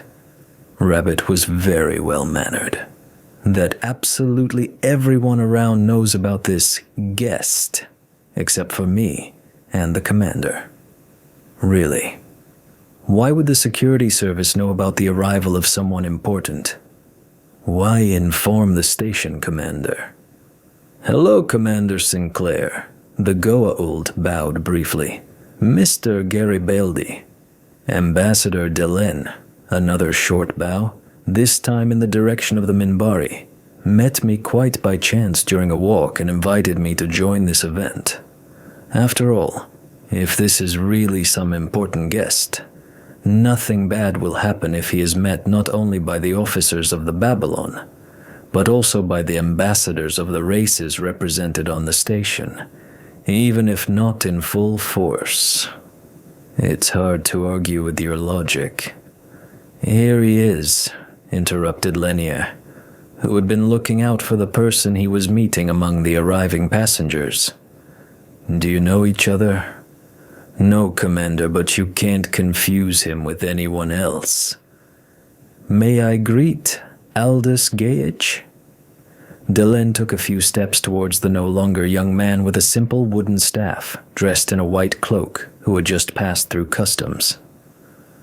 Ambassador Delenn. The man looked around the welcoming committee with a slightly confused expression. I didn't expect you to meet me in person. I'm flattered. I assume you're Lenier. Aldous turned to the ambassador's assistant. Yes. Nice to meet you. The young Minbari smiled broadly, nodding in greeting. This is the ambassador of the Goa'uld Empire, Lord Bale. Delenn pointed respectfully at one of her companions. And Commander Sinclair, Commander of Babylon 5. Welcome. Jeffrey stepped forward. This is the head of security, Mr. Garibaldi. I'm sorry, Mr. Gage. Just Aldous, the man smiled. I was not warned about your arrival and plans. It's only my fault, my omission, Commander. My task is to negotiate with the representatives of the Galactic Federations, so I inform the ambassadors in advance and ask for their assistance in my mission. Although, he hesitated. I must admit, about you, Lord Ball, I was not sure. Please forgive me if this hurts any of your feelings. Oh, don't worry, Mr. Gage. The Goa'uld waved his hand, smiling in response. I haven't been acting as ambassador to the Babylon for long enough to expect that every possible organization in the galaxy knows about my presence. If you wish, I'm always ready to receive you for a conversation on topics of interest to you. Thank you, Ambassador. And what is your mission? I seek the sacred vessel of rebirth, Commander Sinclair, Aldous replied enthusiastically. Some divine cup. I believe you know it as the Holy Grail. The Holy Grail? Sindler exchanged glances with Garibaldi before hesitantly asking again. That's right. But the cup of Christ at the Last Supper. It has many names, but only one purpose, the revival and salvation of the human race. My order has been searching for the Grail for many centuries. The Earth has already been thoroughly studied, so I decided to move the search to other worlds. That is why I turned to the ambassadors for help. What kind of help? Garibaldi asked, slightly surprised. I assure you, I only need knowledge. I have all the resources of the Order at my disposal. Alas, Aldous shrugged sadly. Now I am the entire Order. If you have any doubts, you can always make inquiries on Earth. We are expecting you at the embassy at the appointed hour, worthy wanderer. Delenn smiled, bowing respectfully to the men. Smiling just as politely, Sinclair beckoned Garibaldi to follow him and headed for the elevator, considering that his duties for the meeting were fulfilled. "Oh, Commander, I apologize for disturbing you." Gaich's voice made Jeffrey stop and turn around. "But I need to exchange money. Can you tell me where I can do this?" "Mr. Garibaldi will show you the nearest ATM," the man replied, directing a sardonic glance at the head of security. "Mr. Garibaldi?" The man sighed, rolling his eyes, turned to the patiently waiting Aldous, and gave a mocking bow. "Mr. Garibaldi is simply delighted.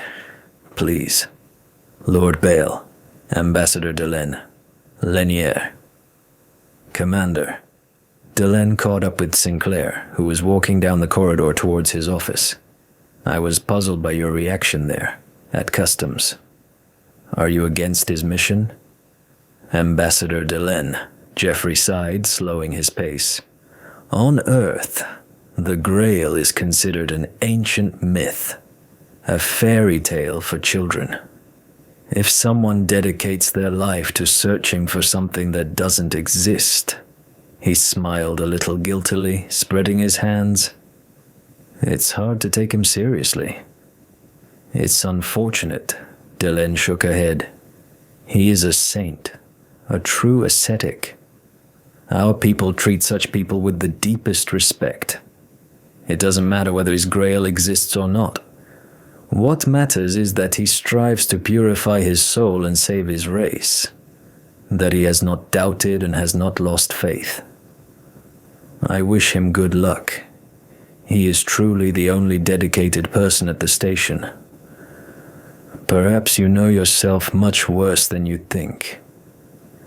Delenn smiled mysteriously, bowed, and walked on, leaving Sinclair alone in the corridor. "As if I didn't have enough problems on the Babylon," the man grumbled, running his hand over his face. "Now I have to deal with a fanatic." "Every fanatic is different, Commander Sinclair," came Bale's voice, slowly emerging from around the bend in the corridor. "Lord Bale." "No fanatic is the same as another fanatic," the Goa'uld repeated. "It's one thing to believe in something that doesn't exist and spend your whole life and all your energy searching for it, and another." He paused. "It's completely different when you know exactly what you want to find, but don't know what exactly you're looking for." "What?" "I don't understand," Sinclair frowned. Despite the absurdity of the dialogue, something didn't allow him to simply discard the ambassador's words and go about his business. Besides, no matter how strange Lord Bale was, as far as the commander had studied him, he never did anything without a reason. "I suppose so. You don't quite understand," the man nodded, stroking his beard. "The Holy Grail, the cup of Christ, the source of eternal youth and health. You told Ambassador Delenn correctly. On Earth they make up legends and tell tales about this. But how do they appear? Do you know? But you don't want to say that the Grail really existed?" "Fairy tales, Commander." Bale smiled again. "Fairy tales are invented and composed. But legends are a completely different matter, aren't they?" The problem is that, not knowing the true nature of things, any mind strives to explain the unknown with familiar and understandable criteria, thereby simplifying the situation. But such simplification sooner or later leads to the substitution of concepts, when followers begin to accept as truth what was initially only a very approximate metaphor. In other words, the Grail really existed, but it performs completely different functions than curing diseases and granting immortality. The officer frowned in concentration. "I will not claim that there are not several objects in the universe that, by chance, have the same name." The Goa'uld smiled. "But for me personally, it has a very specific appearance and meaning. The thing is, the Imperial Ambassador stood next to Sinclair and gestured for him to follow. Some creatures in the process of evolution achieve the so-called ascension. To put it simply, this is a transition to another, energy informational form of existence. You have already observed this process in the example of Mr. Ironheart, although, in his case, it was artificially spurred. The point is that some ascended lead a parasitic lifestyle, creating problems with their existence. Big problems. The Holy Grail was created to neutralize them. So, Ball spread his hands. In a sense, it really does bring salvation to all young and not so young civilizations.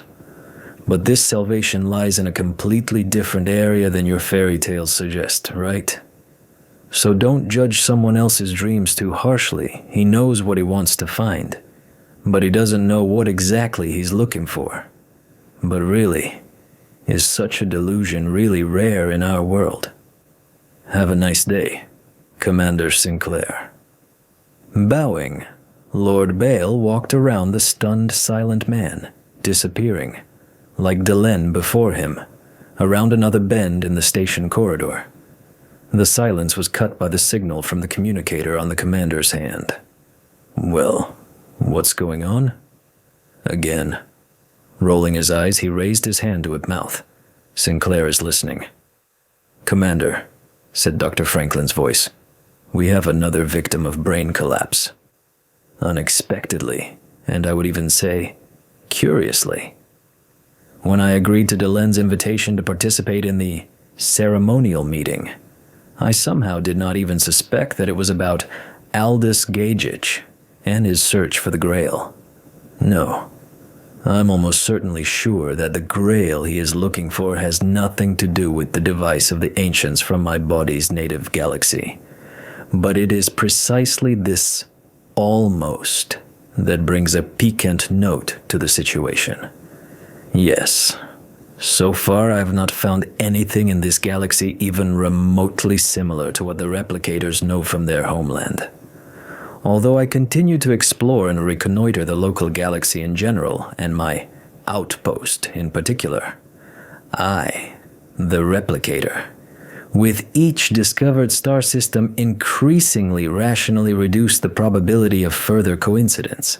But even the minimally different from zero probability of the existence of such a device did not allow me to simply forget about it. So I definitely should meet with this Aldous Gagich and find out what he already knows. However, he himself will come to me first. In the meantime, it is worthwhile to deal with current issues. For the first time since the beginning of the exploration of my sector of the galaxy, a signal came from the reconnaissance probes about the discovery of 2 planets, simply indecently rich in quantum 40. Both planetoids were uninhabited, although one of them, by its parameters, allowed the development of life, probably even intelligent, if not for the radiation of this mineral. Even in the first system I selected from the Babylon databases, there's little of this mineral, more like an accompanying material. Here, quantum was also present in a pair with deridium, as it was called in this galaxy. But, unlike the usual arrangement, there was many times more quantum 40. Having given the probes the command to continue following the route, 2 full-fledged resource mining modules were sent to the discovered coordinates. Unlike other resources, quantum 40 requires a significant amount, so it would be irrational to use the standard method of dropping a queen on a planet with subsequent construction of a complex to begin development. Ready-made structures allowed saving time and ultimately winning much more in terms of production volumes. In addition, the discovered phenomenon of quantum wealth on 2 different planets and 2 different systems required additional research. This could facilitate its further search. What a meeting! Lord Bale! Good afternoon, Ambassador Mollery. I see you are in high spirits as usual. Oh no, unfortunately. Londo, who was indeed in a noticeably loaded state, shook his head nervously. I'm not in the mood for fun, Ambassador. All this, he circled his face with his hand, is just an attempt to drown out the panic.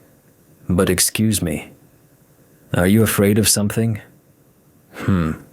Did I miss something? How can you not be afraid if there's a gulper roaming around the station? I thoughtfully stroked my beard. To be honest, I don't know. Gulp? Isn't it something from your sector, Ambassador? Yes.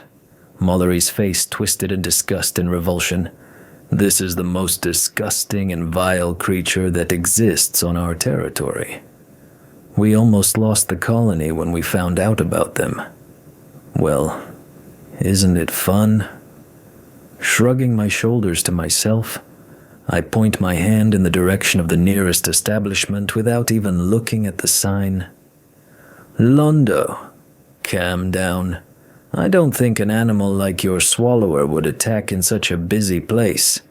I suggest you visit this nice establishment where you can calmly tell me everything, and at the same time, relieve yourself of the burden of tension.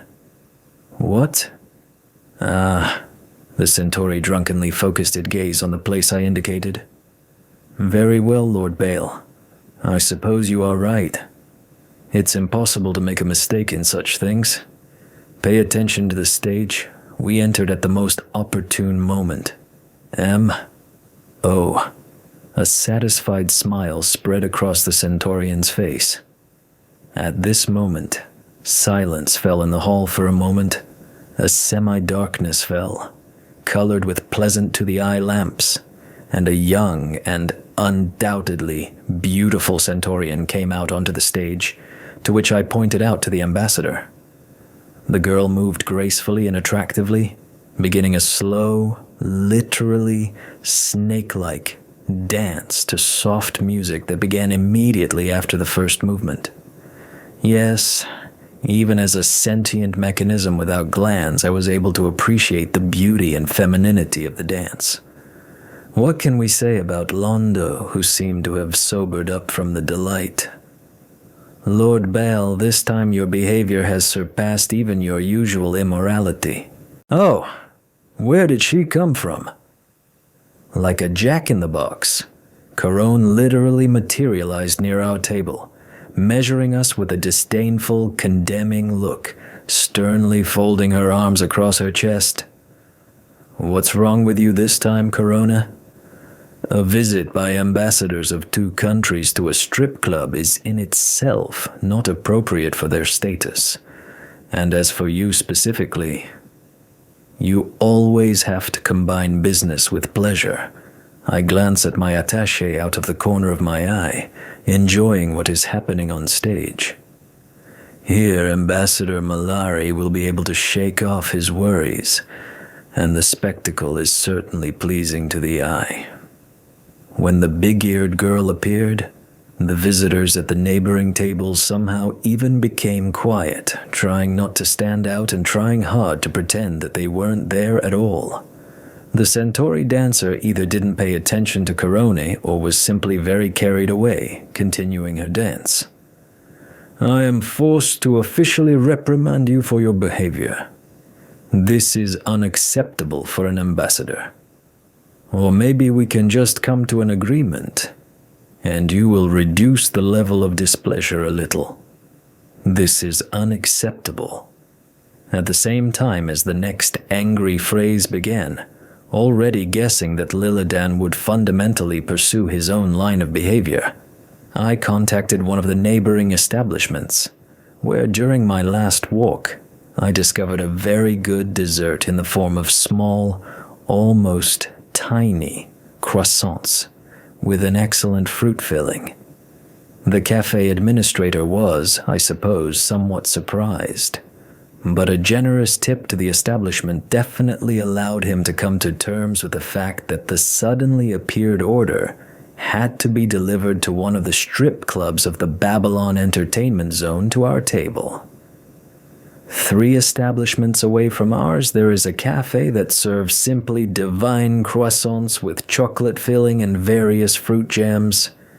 I think this can smooth over your dissatisfaction a little. This is. Corone literally stopped short after my words. It was extremely curious to watch the girl's almost internal struggle. And when a breathless waiter ran into the hall with a small basket, found me with his gaze and with a slight bow placed the delivered dessert on the table. The girl's expression and ears twitching in anticipation were priceless. We will return to discussing your behavior. Twitching her ears again, this time indignantly, and sniffing the freshly baked goods with pleasure, Corone pulled another chair up to the table and grabbed the first croissant with her fingers. At any time as you wish.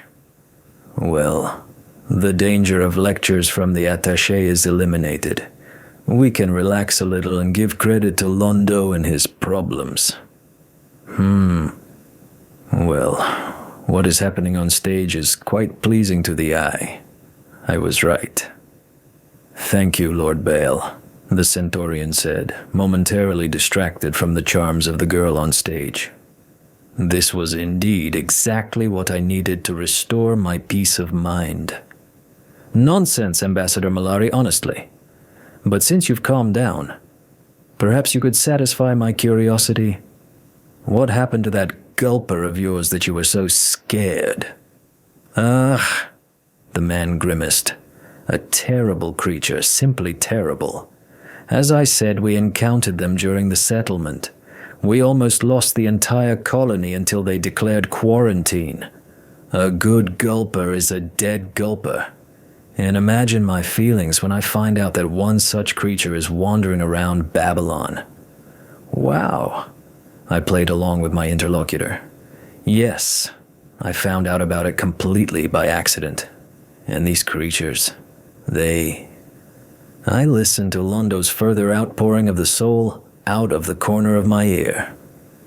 The conditional timer in my head beeped, informing me that the number of active blocks had reached the level that allows one of the long-planned projects to be launched without losing the pace of production.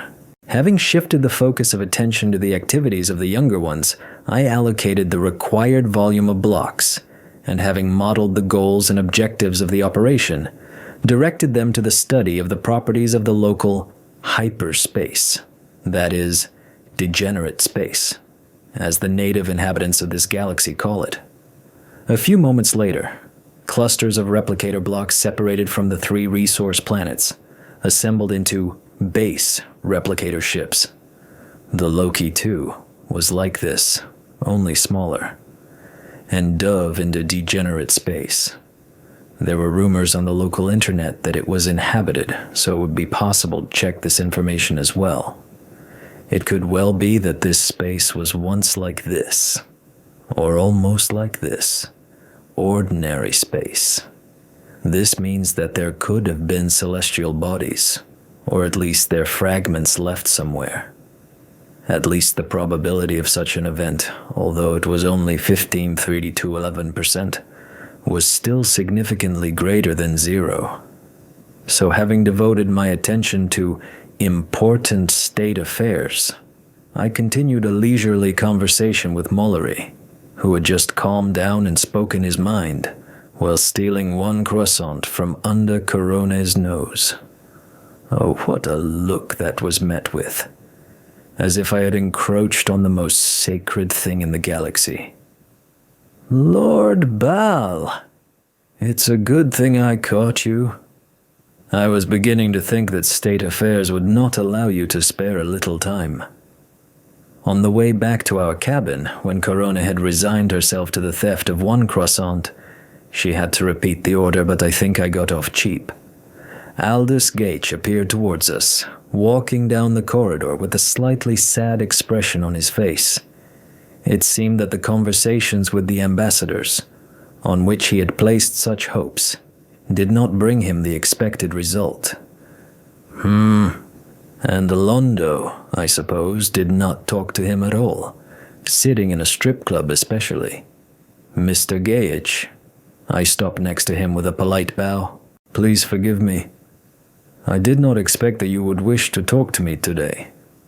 Oh, I suppose it was my fault. I couldn't get in touch with you or your assistant. A slight tilt of the head towards Corona, who only twitched her ear slightly at this. Well, if you haven't changed your mind, I can certainly spare some time to talk to you right now. I will be incredibly grateful to you for this, Ambassador. Well then, explain to me, Mr. Gage. What exactly are you looking for? To avoid misunderstanding and confusion in definitions. But, the man frowned in confusion. Confusion in definitions? What do you mean, Lord Baal? You see, I stroke my beard thoughtfully. I already told Commander Sinclair, and I'll repeat it to you.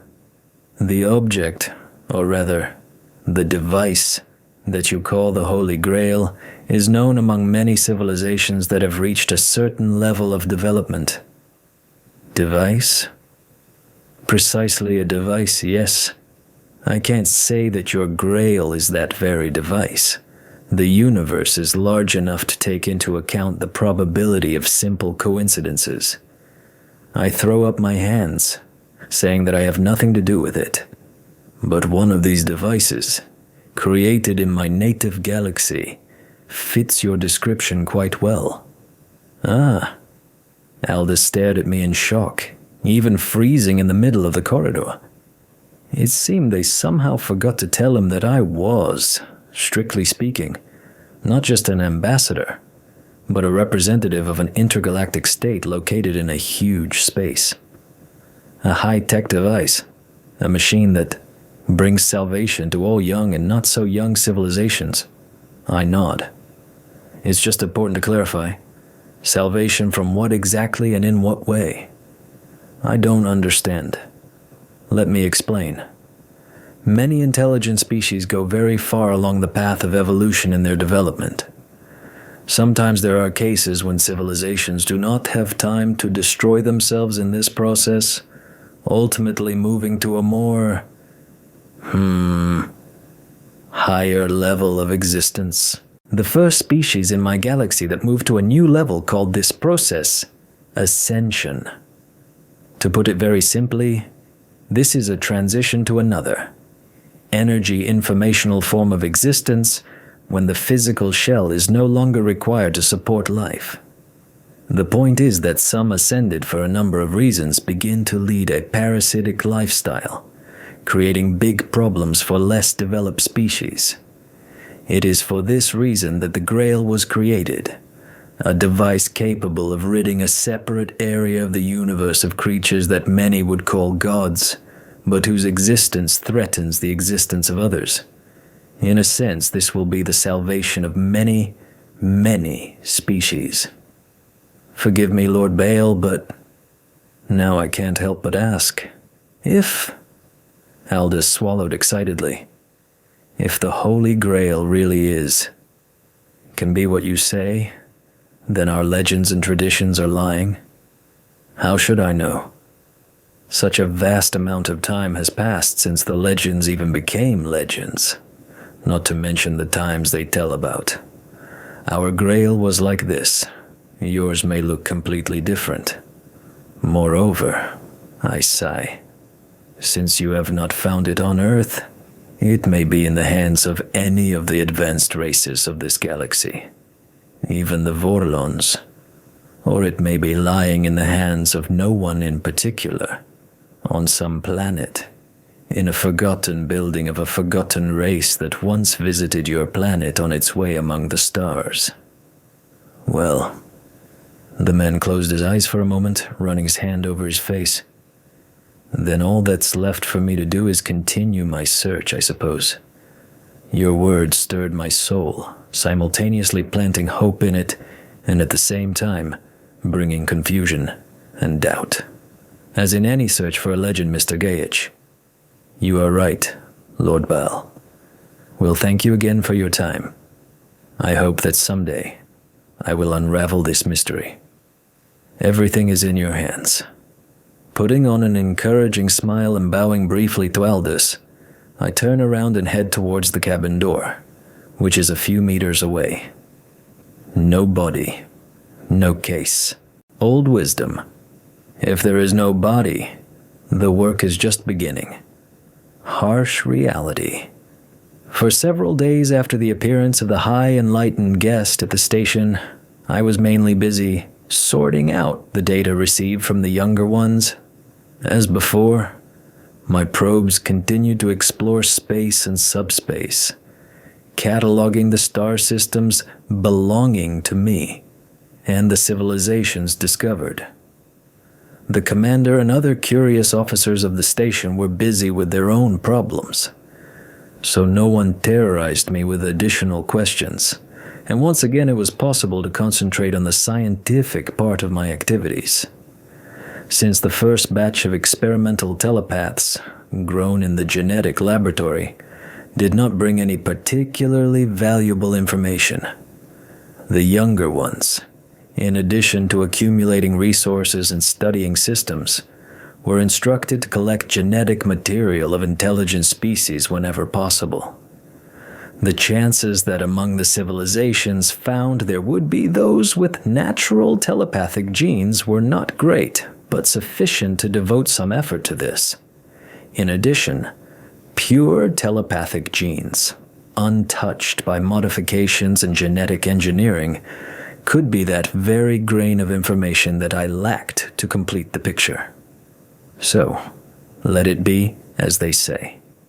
Also, involuntarily, my attention was drawn to the great machine on the planet under Babylon.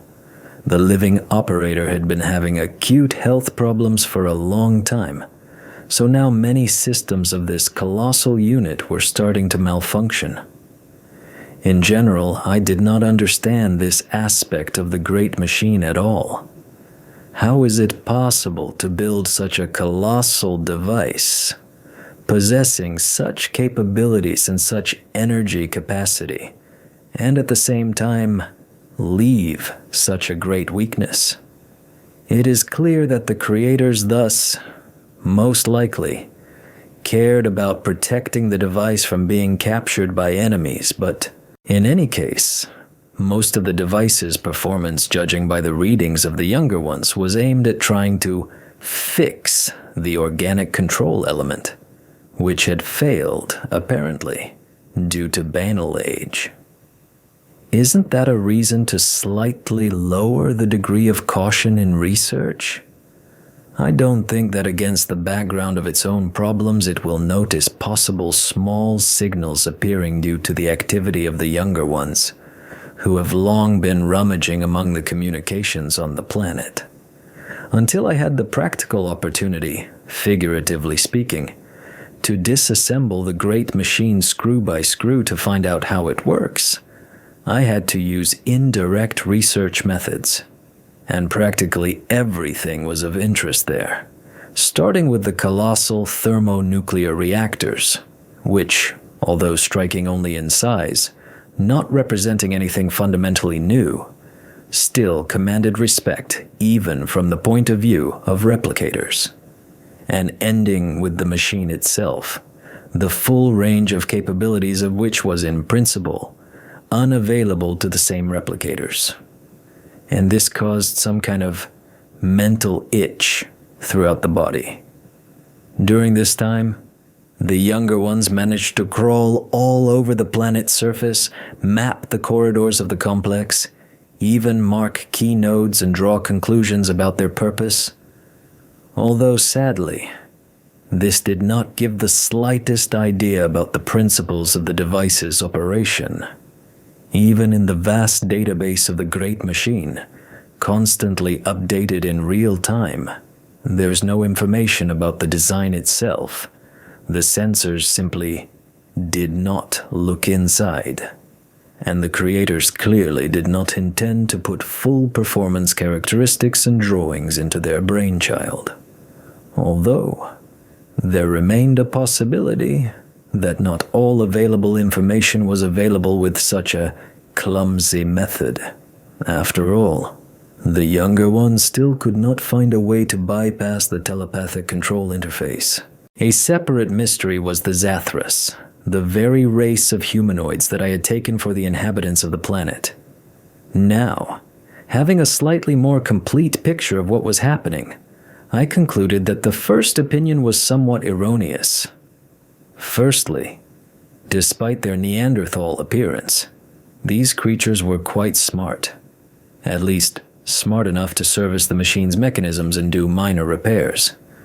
And secondly, at the moment there were only 10 representatives of this race on Epsilon 3. Moreover, they all called themselves Zathras, and only the fine hearing of the replicators could catch that each Zathras differed from the others in different intonations, micro pauses in pronunciation, placed in different parts of the name. And for dessert, although they all looked the same, the Zathras were of different ages, while remaining siblings. Their DNA analysis showed that they were practically natural clones, more like identical twins, if of course twins can be born with a difference between the older and younger by a couple of years. I wonder if people would be able to tell them apart. However, all these undoubtedly interesting new things were interesting only insofar as, technically, I still could not fully understand all the technologies of the great machine, but the information was gradually accumulating. In fact, only observations of processes in real time were needed, but the operator now almost did not touch the main functionality of the VM, and therefore, I had no material for observation. However, what is time for the immortal? I have nowhere to hurry. I will wait. It is only necessary, perhaps, to ensure the alien below. There are already enough spiders in the device. If suddenly the condition of this humanoid antiquity sharply worsens, they will be able to intercept, at least temporarily and partially, the control of the power plant directly. It seems, as far as I remember, Sinclair and company themselves will cope with the impending crisis. But reinsurance will not hurt. An explosion on a planetary system is still an explosion on a planetary system, and it does not warm my soul at all to test the limits of the replicator's ability to absorb energy. Interlude. Attention buyers. Excellent confectionery for every taste. Come on in. You won't regret it. Wonderful chocolate sets from France. The entertainment part of Babylon 5 lived its usual life, giving Ivanova short moments of peace and a chance to rest. And not only she was puzzled and surprised, a slender figure of a girl with cat ears had been spinning around one of the counters with sweets for several minutes. The lieutenant found it hard to believe, but the rumors were not lying. Lord Baal's assistant really loved all kinds of cakes.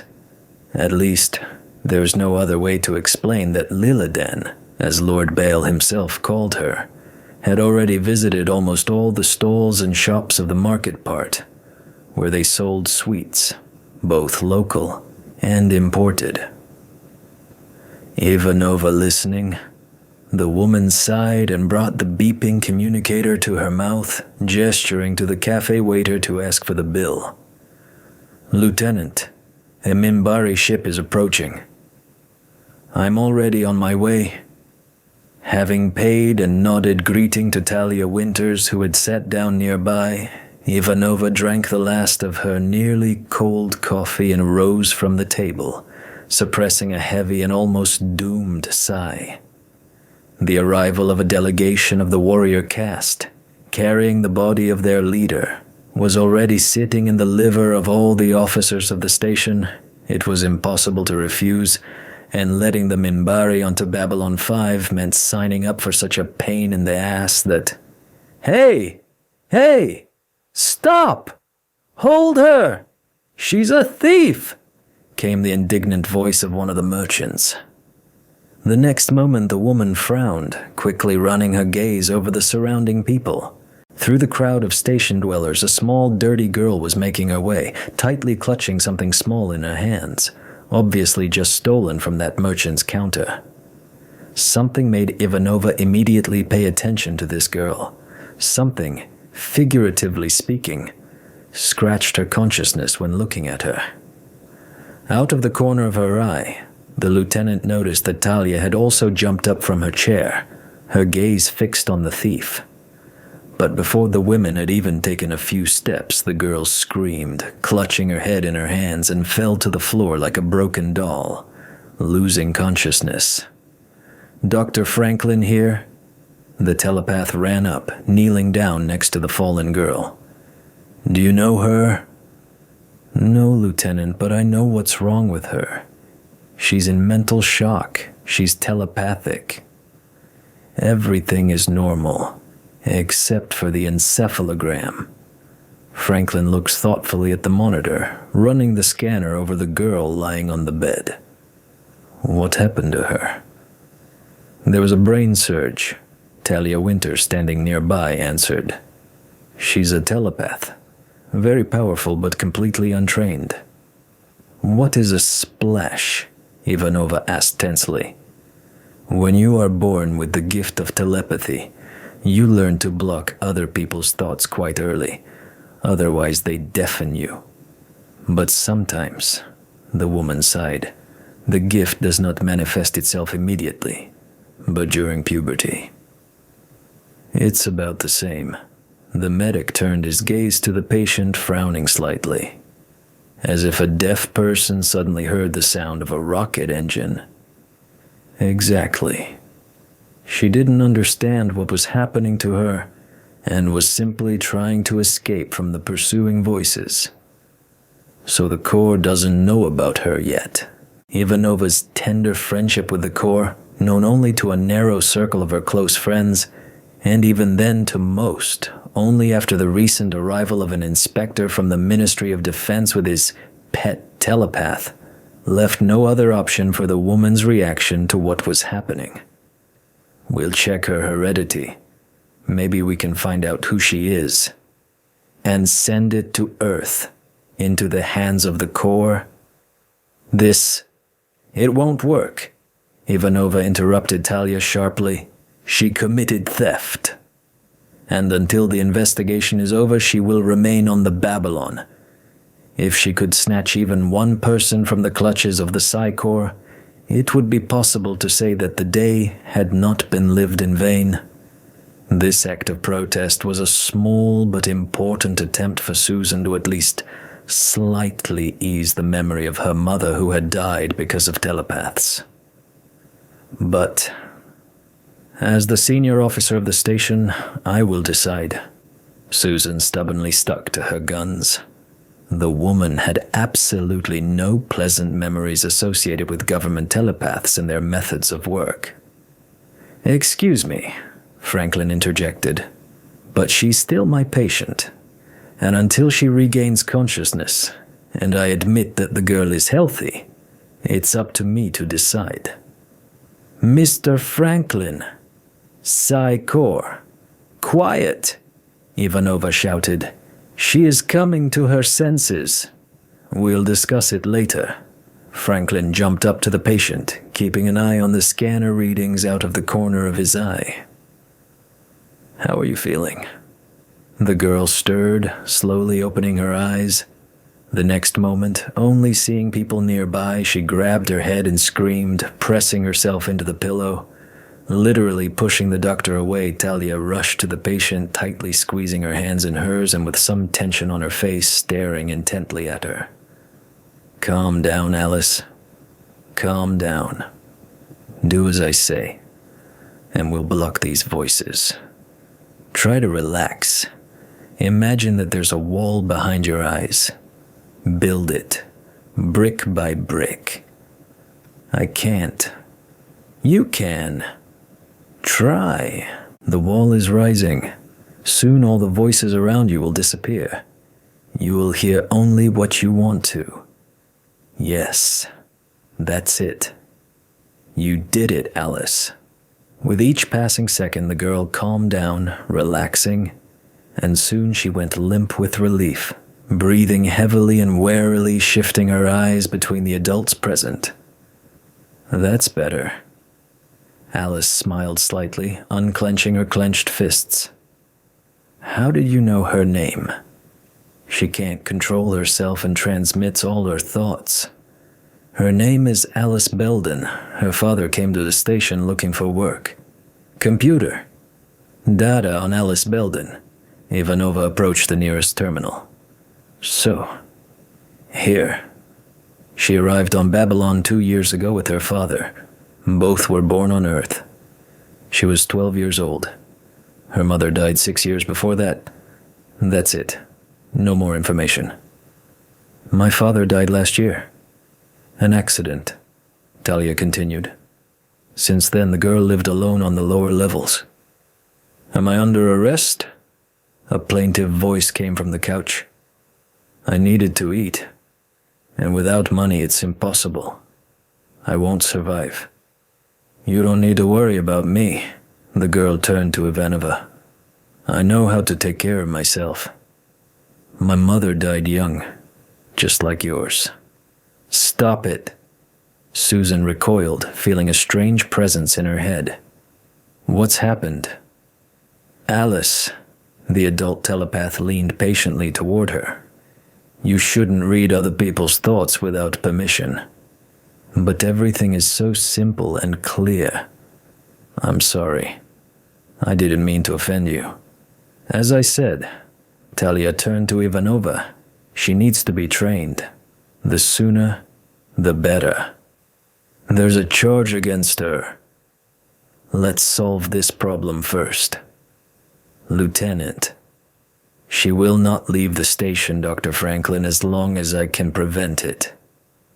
With one last displeased glance at the telepath and a slightly warmer one at the girl, Susan turned sharply and left the medical bay. Lord Bale, this is Talia Winters. I hope I haven't disturbed you too much. Good afternoon, Miss Winters. I smile, answering the signal. I am completely free at the moment. Is there anything I can help you with? Is something the matter? It's not that it happened. The telepath hesitated. If you don't mind, I'd like to discuss a rather delicate matter with you. I'm all ears. We recently found a girl, Alice. She is a telepath, but completely untrained. I don't know why the Psi Corps didn't find her, but it's a fact. I miraculously happened to be nearby and managed to help her cope with the influx of alien thoughts before she got hurt. Talia sighed, falling silent for a moment. Alice is now in the care of Dr. Franklin. We need to decide what to do with her, because the girl has no relatives left and... Let me guess. After recent events, have you had any doubts about the policies of your organization? Well, it's not that I have doubts, but overall, yes. Besides, Lieutenant Ivanova is absolutely determined not to let the Corps get to her. She didn't even let me get a word in when I wanted to suggest a solution to the problem. And what option did you want to suggest? There's an 84.58% chance, Carone chimed in over the replicator link, that Miss Winters will offer to take the girl under your wing. Even with the known shortcomings of the Corps' methods, such a decision is... Yes, I know, I interrupt my assistant. Completely illogical and unfounded. This is your life credo. You created me like this. Twitching the tip of her ear, the girl sat down on the sofa with an independent look. But I recommend accepting the offer. This will allow you to study the type of interaction you are interested in using a live example. In addition, it will save time and resources on cloning. Therefore, the telepath continued her proposal. I would be very grateful to you if you agreed to take some part in the girl's fate. Of course, I am still loyal to Psi Corps, but... Talia hesitated. Jason's example cannot be simply dismissed. Well, I thoughtfully stroked my beard. I suppose I could have a chat with this girl.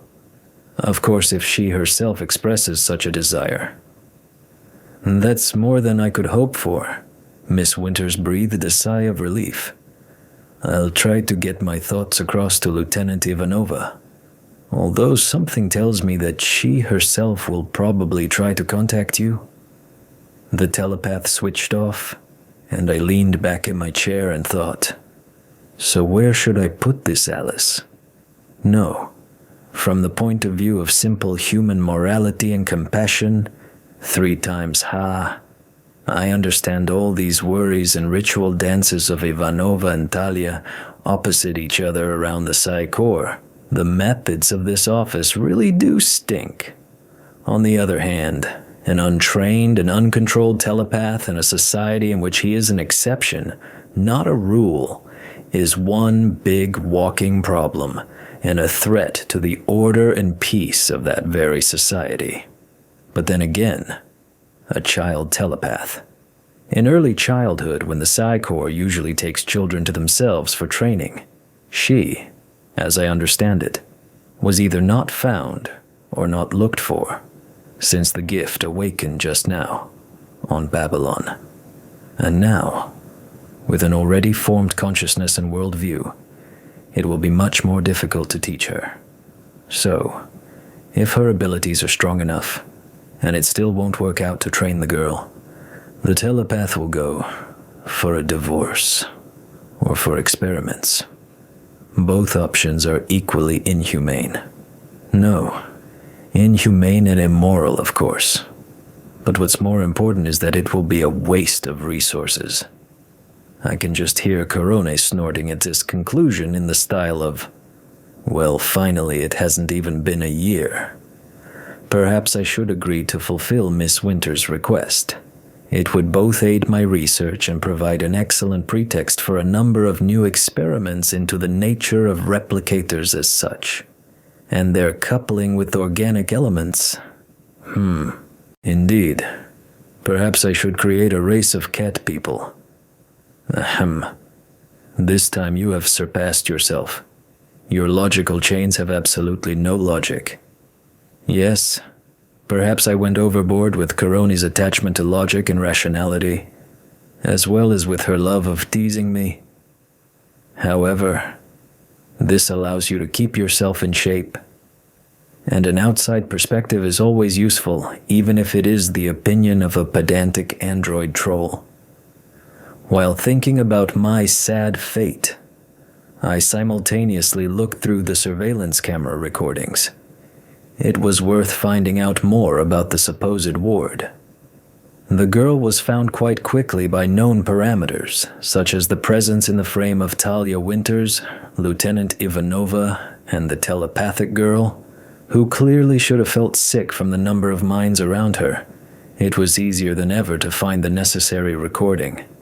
Indeed, a young girl, almost a girl, about 14 years old by the look of it. Asian. She had obviously been getting by with petty thefts and surviving as best she could. She tried to steal a souvenir from one of the stalls but was noticed by the owner and forced to run, weaving among passers-by. And then it was unclear.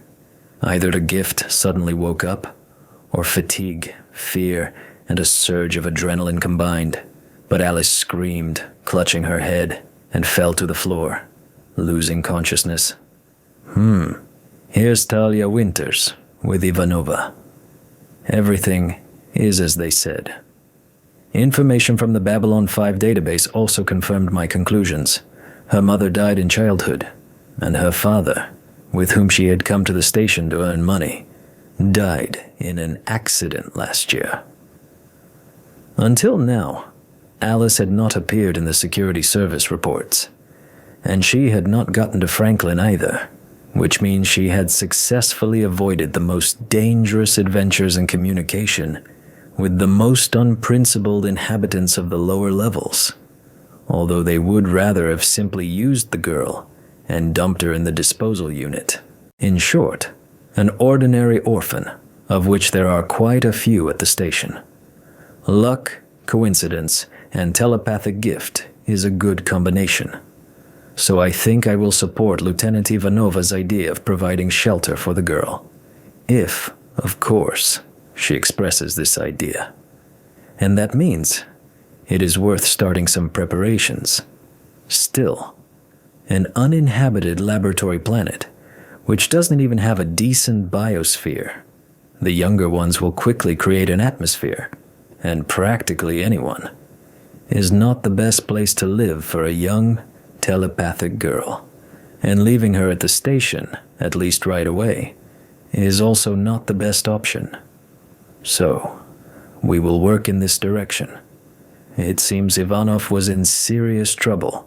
The call came on the terminal only half an hour after Talia Winters.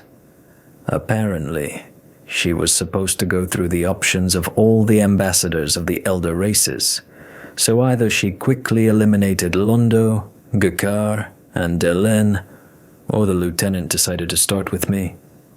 I wonder, was I chosen for some reason, or according to the proverb, preferring a stranger to everyone she knew? Good afternoon, Madam Lieutenant. I smile affably at the worried and tired face of the woman on the screen. Did something happen? Lord Baal, I'm sorry to disturb you. I would like to arrange a meeting with you. A meeting? Is there something you want to discuss? Yes. Ivanova nodded. If possible, I would like to talk to you.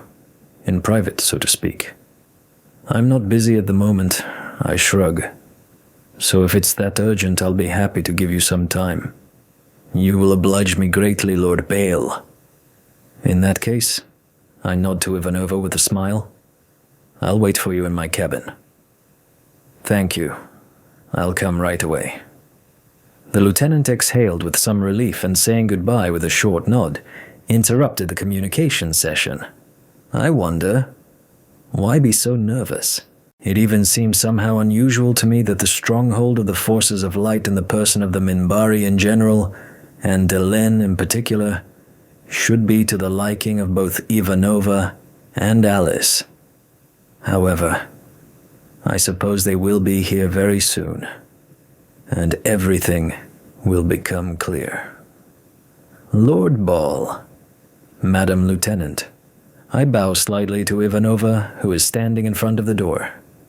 Young lady, literally feeling with my absent skin the caustic comment that Coroni is eager to make, I smile affably at Alice, who is standing next to the woman. Thank you for agreeing to accept me. Us.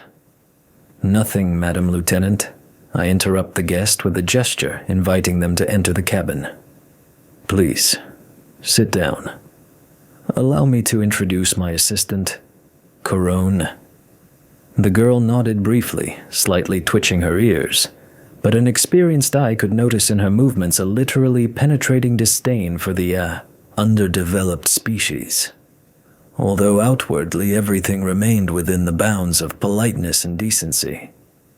Ivanova and Alisa went inside, sitting down on the sofa. The girl with some trepidation and curiosity looked from me to Corona, then to the golden walls and furniture decorated with hieroglyphs, and then back. It seemed that in her head, my status as an ambassador and such a commitment to demonstrative luxury in the environment somehow did not fit together. And the ears of my assistant once again became the object of separate and rather close interest. So, I sit down in the chair opposite the visitors. How can I help you, Madam Lieutenant? Her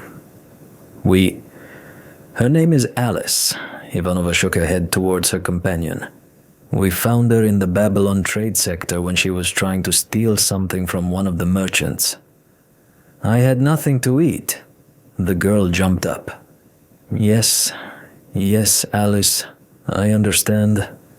But that doesn't change the fact that stealing is a crime. Ivanova scolded her clearly not for the first time. In general, it turned out that she had a latent telepathic ability that awoke just at the moment of trying to escape from a disgruntled salesman when I have a general idea of what the threat of such a large number of intelligent beings around me poses to an untrained telepath. I stop Ivanova from explaining further with a polite smile. But judging by everything, you were able to help." "Yes," the lieutenant nodded. "By a lucky chance, Miss Winters was nearby, who had seen such problems more than once." "And what exactly do you want, Madam Lieutenant?" "I already told Commander Sinclair that in the standard understanding of the inhabitants of this galaxy, neither I nor my assistant are telepaths. And if you wanted me to..." "No, it's not that. I don't know if you're aware of the specifics of Psi Corps' work, but..." The woman sighed heavily. It was obvious that the words were given to her with incredible difficulty. And they seemed to be correct, but she couldn't accept that they were right. Despite all the objective benefits in terms of controlling telepaths, from an ethical point of view, their methods are disgusting. "I think I understand what you mean." I nod. "Right now, Alice is under my jurisdiction as the one who committed the crime, especially since the Corps, it seems, doesn't know about her yet, since their telepaths didn't come earlier. But it can't go on like this forever." While I continued to listen to Ivanova's explanations, I glanced out of the corner of my eye at Alisa, who was sitting on the sofa with some tension. Clearly not for the first time, listening to the woman's story. She looked at Corone and me with concentration. With each passing second, her face became increasingly surprised and confused. Apparently, she was trying to read.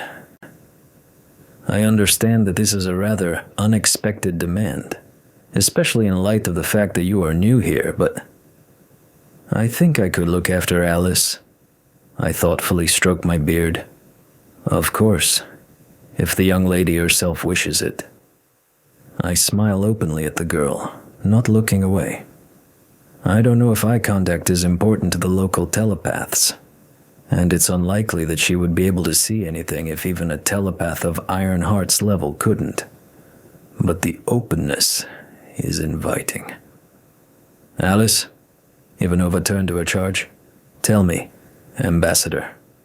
"Lord Bal, this would be more correct." "Lord Bal, why can't I read your thoughts?" "Alice, we told you that it is unacceptable to try to read someone else's thoughts without permission." "Please forgive me, Lord Bale." "It's okay," I raised my hand. "I completely understand your ward's desire to find out as much as possible about her new acquaintance, on whom her future fate will depend. As for the question," I turned to the young girl, having already modeled a plausible hypothesis for explanation. "The matter, if I may say so, is in the frequency of your telepathic abilities. If you like, the area of existence of thoughts can be imagined as a certain infinite plane. Your thoughts are on one such plane, and ours are on another, which does not intersect with the first. Telepathy is a tool for the interaction of thoughts within the framework of one plane. The key word is one. That is why it cannot operate with the contents of another information space. But," Alice looked at Ivanova uncertainly, "I don't hear anything. At all. As if you weren't even in the room." "That's right. The planes don't intersect." I throw up my hands, thinking that, in general, I wasn't lying. The subspace network of replicators, our information field, and plane of existence of thoughts does not intersect with the work of the ordinary human brain. "So you will be able to provide her with shelter?" Probably afraid that the conversation was going somewhere else, Ivanova reminded him of the purpose of the visit. "I don't see any particular problems with that," I turned to the lieutenant. "The girl can either stay on Babylon, officially under the protection of the Goa'uld Empire, asking for asylum, or go to one of the planets on our territory. I believe that no one from the Corps will be able to get her there, even if they really want to." "I think I agree. Alice, think carefully. This is a very important decision. You shouldn't make it in a hurry. After all... Sorry, the girl interrupted her, but you've already outlined all the options. Psychor is out of the question.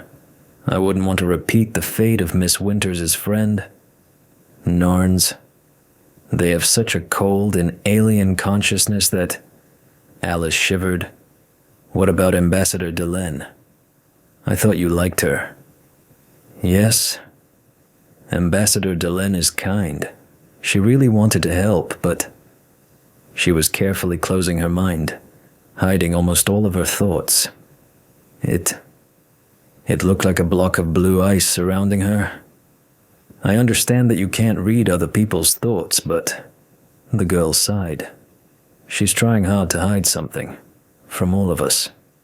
From people, I mean. But you couldn't read Lord Baal at all. And he's not human, although he looks very similar. I think, I smile, unable to resist a small jab. The question of who looks like whom still remains open.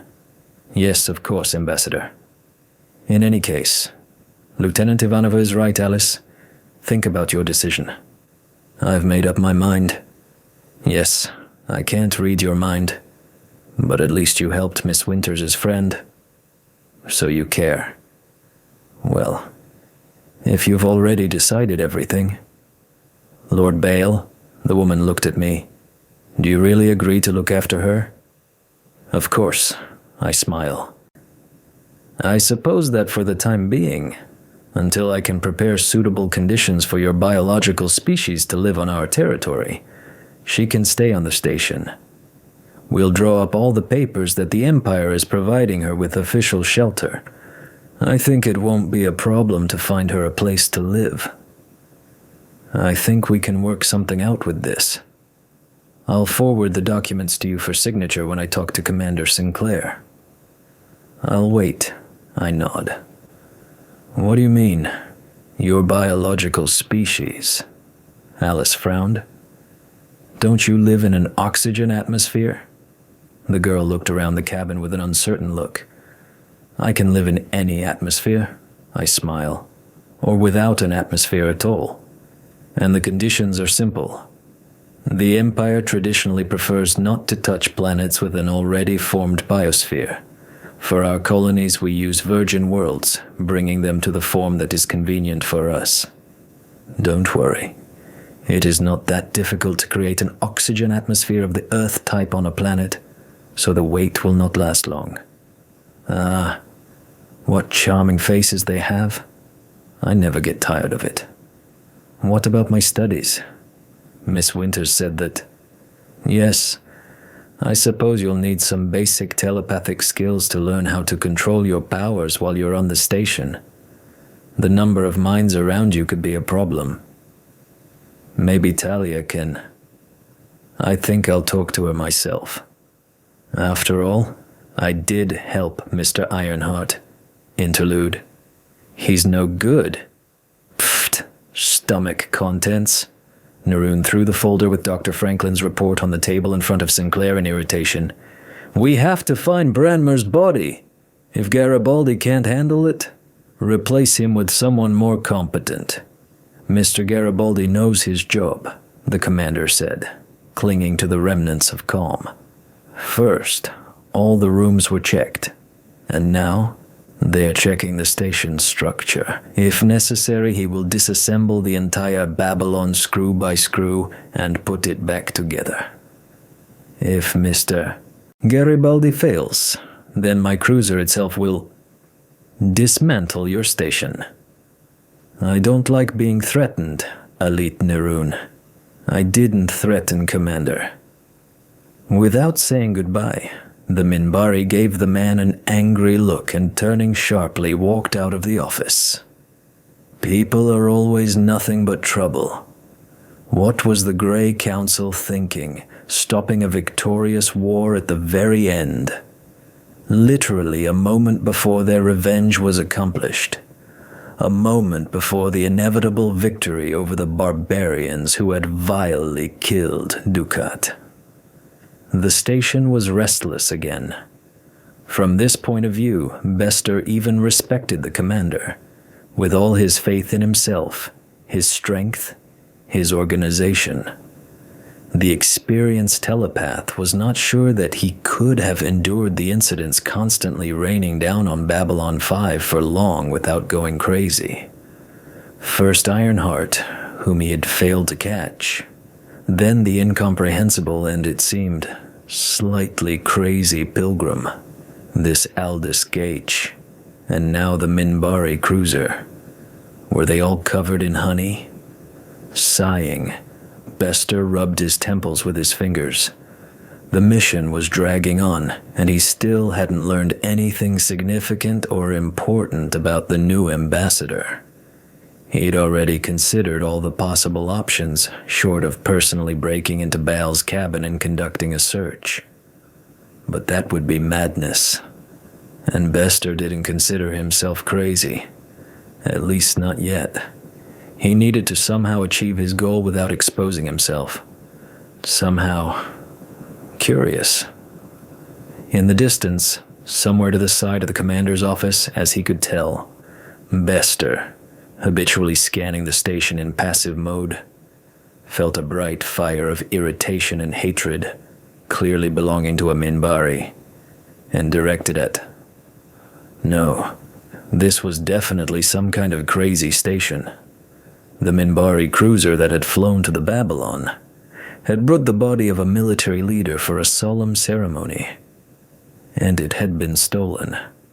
A body from a guarded room. A particularly loud slap of a palm on the forehead rang out in the telepath's cabin in the silence. The next moment, Alfred took a deep breath, calming himself and clearing his mind of unnecessary emotions as usual. This was an opportunity, good or bad, but a lucky one.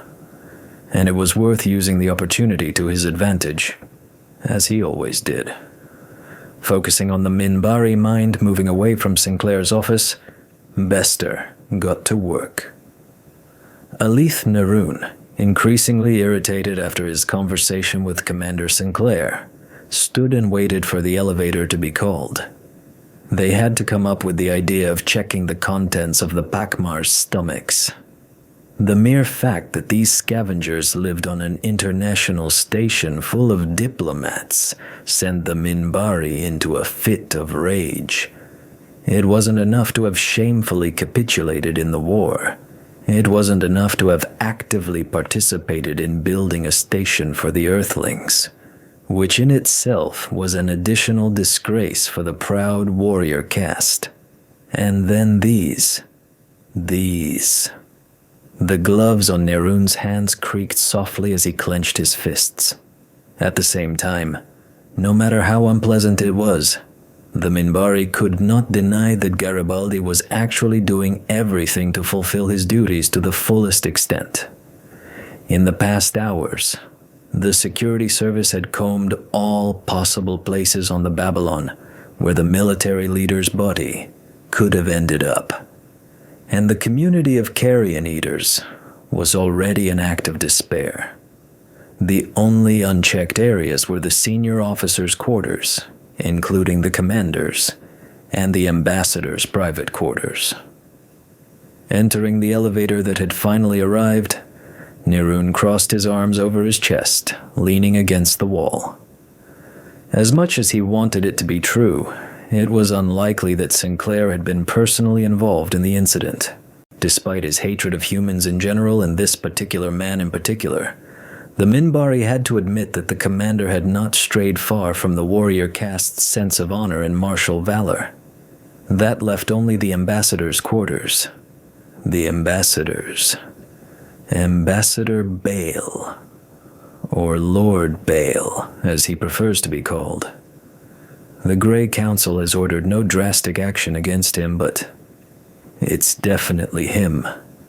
If the body wasn't found on the station, and only the ambassador's quarters weren't searched, then Sinclair will never authorize a search of the embassy sector. He'll beat around the bush, fearing a scandal, but... Alith Naroon grinned darkly as he stepped out of the elevator in the embassy sector, looking around warily and heading for the nearest terminal.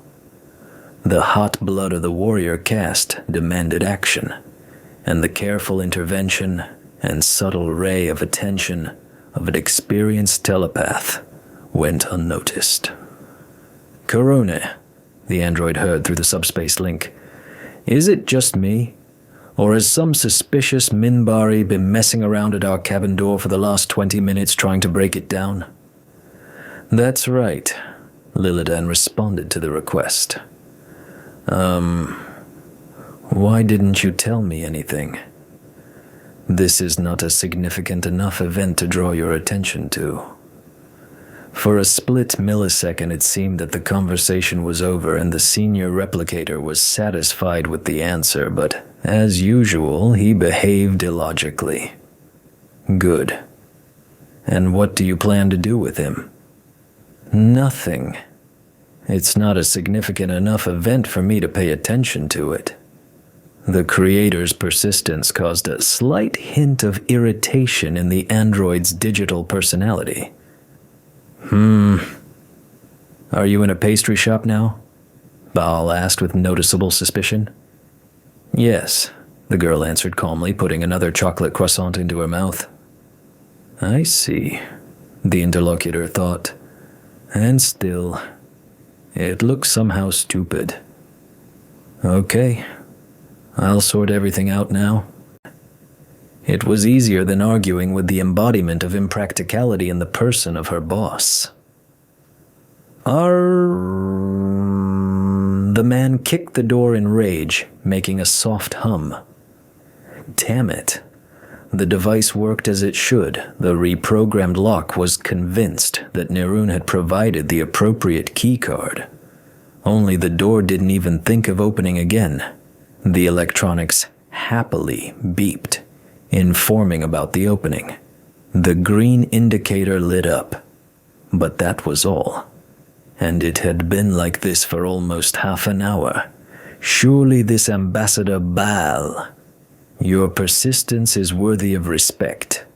The female voice coming from the speaker made Nerun shudder and tensely recoil from the door.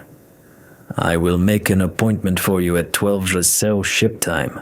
Will that suit you?" "So Alice, you haven't changed your mind." We walked leisurely through the station. As I had expected, Talia Winters had almost happily agreed to give the girl a few lessons in basic telepathic self-control.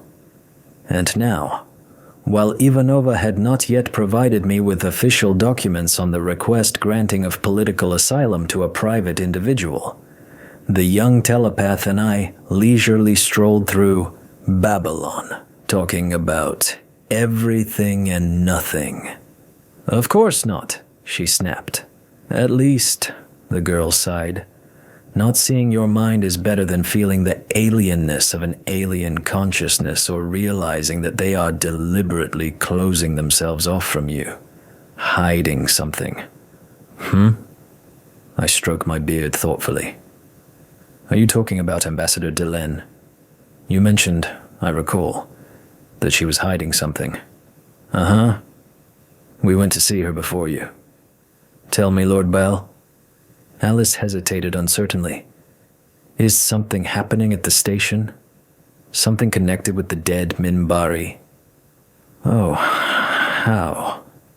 So Alice managed to get into the Minbari's head and see some information about Branmer's missing body. Interesting. At least there were no video surveillance systems in the room where the delegation installed the ceremonial sarcophagus, although Delenn had definitely visited the room more than once. As far as I know, the delegation from Minbar that arrived at the station the day before brought with them the body of Shey Alith Branmer, one of their military leaders, for a ceremonial display. Well, I throw up my hands. This very body suddenly disappeared. Mr. Garibaldi is already on his ears, trying to find it. And what does Ambassador Delenn have to do with it? She? When I looked into her mind, she quickly blocked me, closed herself off completely, but I managed to see that she knows who stole the Minbari's body. What's more, she knows where it is now. I see. Interesting. Perhaps it would be better if Alice herself informed one of the station officers what she knows. This would improve the attitude towards her, and the crisis would end faster than it could, which is also a good plus. I think we should report what you know to one of the senior officers, or better yet, to Commander Sinclair. Things like this could easily start a diplomatic row. The tense telepath thought for a moment, and then nodded seriously, agreeing. Fortunately, by a lucky chance, honestly, it happened by chance. Our walk just happened to lead us to one of the elevators that could be used to get to the level with the station commander's cabin. So, what the hell are you doing here? The door to Sinclair's cabin was open, and an irritated, breathless voice of a man could be heard from the room. "Oh, I beg your pardon, Lord Bale." Garibaldi, also out of breath, almost ran into the girl and me, running into the cabin. They searched all the rooms, but here, no one dared to enter here. You are mistaken, Neroon. Phew. I was one of the first to search the commander's cabin, personally, under the supervision of Ambassador Delenn. I wanted to prevent possible reproaches and any opportunity for provocation. As I see, Garibaldi's voice simply dripped with mockery. It was the right decision. Take Alit Neroon to his cabin. We'll continue the search a little later, and without him. The next moment, an irritated Alit Neroon literally flew out of the cabin, his face reflecting a remarkable range of hatred, rage, and irritation. Having taken a few steps down the corridor, and only now noticing that he was moving towards me and Alessa, Neroon abruptly braked, glaring at me and clearly having difficulty restraining himself from jumping back. Alit Neroon? I bow my head slightly, raising my eyebrow questioningly with a smile. Oh yes, what an expression. A mixture of feverish thought, anger, pride, and shock. Without deigning to answer me, and not even looking at Alice, the Minbari walked around us and quickly headed towards the elevator. Garibaldi, who had come out of the cabin with a demonstratively unperturbed expression on his face, also walked past us, clearly intending to carry out the commander's order verbatim and escort Neroon to the cabin. Miss Belden? Sinclair looked out into the hallway, looking at the girl in surprise. Lord Bale? Has something happened? The commander was clearly getting ready to rest. At least his uniform jacket was half unbuttoned, and his face expressed only one emotion. I'm so sick of all this. Let me sleep already. Good evening, Commander Sinclair. I smile. I hope we are not disturbing you too much, but my charge has important information for you concerning the current,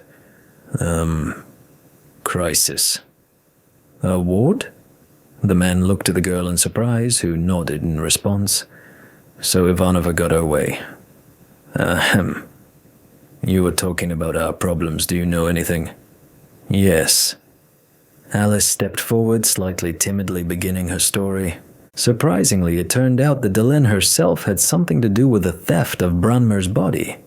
At least, as the telepath said, she saw what was happening as if through the eyes of the ambassador.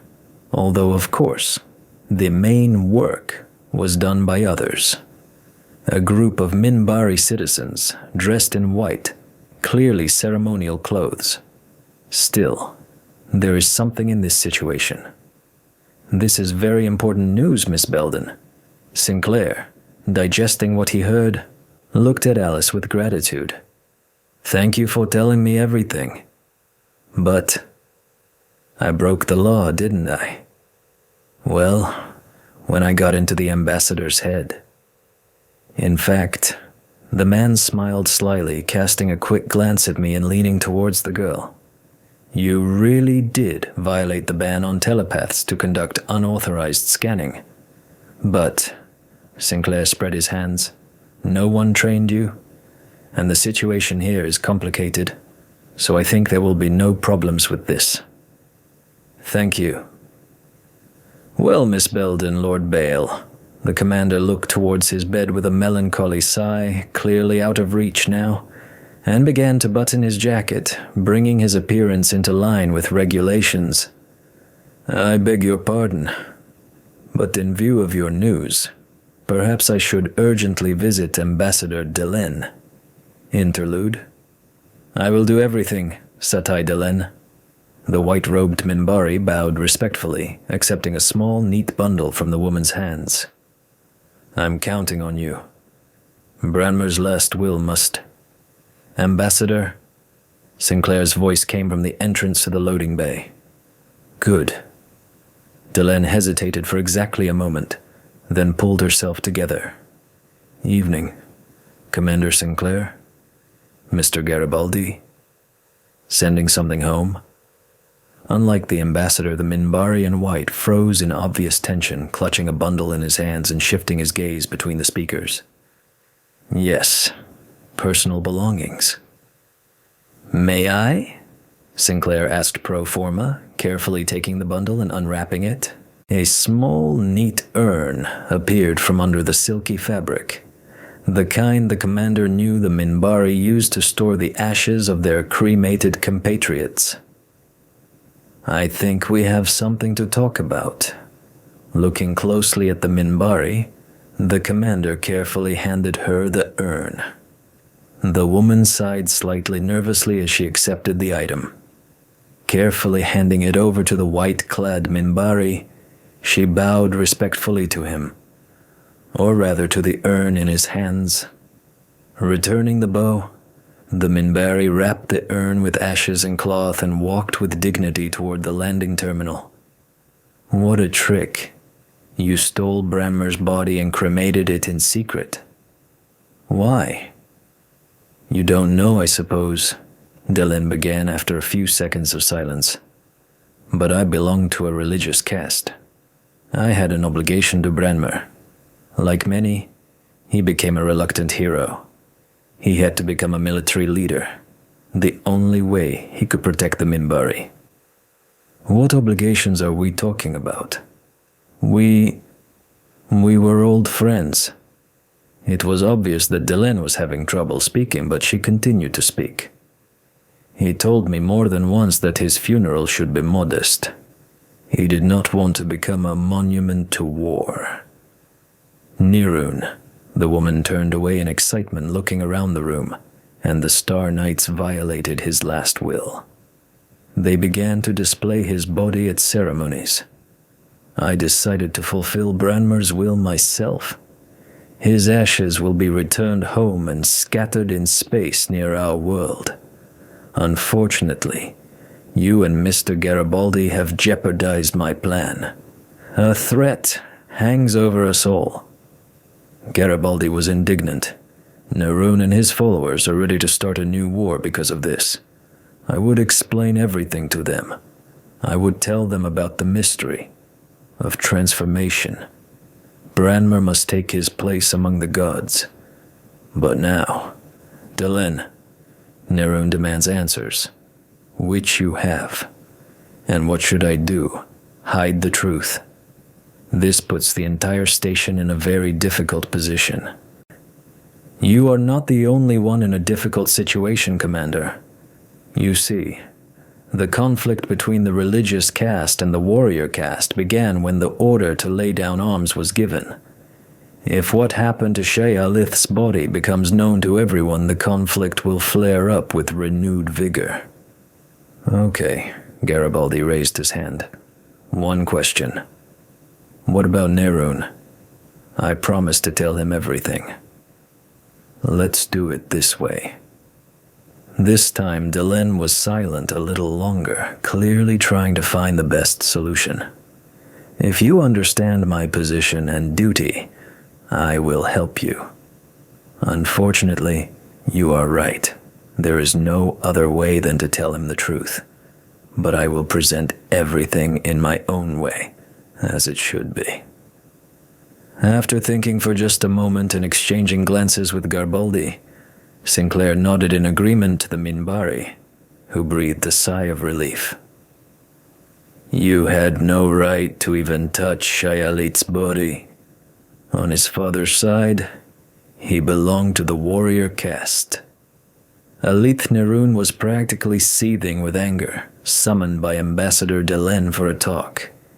He was extremely dissatisfied, almost furious with the people who, in his opinion, were hindering rather than helping the search for the missing body. With Sinclair, whom the warrior caste had hated since the war. With himself, because of the incident with the door to Lord Bale's chambers.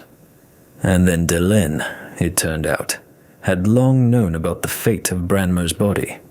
Moreover, she was involved in its disappearance. On his mother's side, he belonged to a religious caste. And that's more important. It's a priority.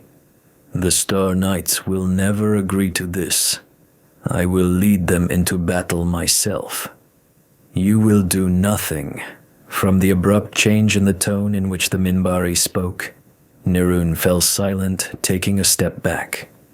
"You did not fulfill his last wish to cremate his body and scatter the ashes in space. You did not simply disobey the order of your military leader. You disobeyed the will of the highest hierarch of the religious caste, showed disrespect to him. You put the body of a great warrior on display." The ambassador advanced on Nerun with each phrase, not weakening the pressure and not letting go of his gaze. "Having arranged an indecent spectacle. Stop, or the Star Knights will be destroyed, disgraced, and only your actions will be the reason for this. Are you speaking in your own name?" Alith Nerun swallowed hard, looking away with difficulty. "I speak on behalf of the Grey Council," Delenn said firmly. "I had hoped to avoid this situation, but you insisted on an investigation, and I had no other choice. You will confirm my words that the mystery of transformation occurred. This is an order."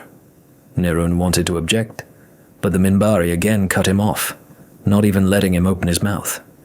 "This is an order of the Grey Council, Alith Nerun. You will obey, just as you obeyed the order to stop the war. Is everything clear to you?" "Yes, I understand." Each word was difficult for the proud warrior, but the situation he had gotten himself into left him no way to retreat.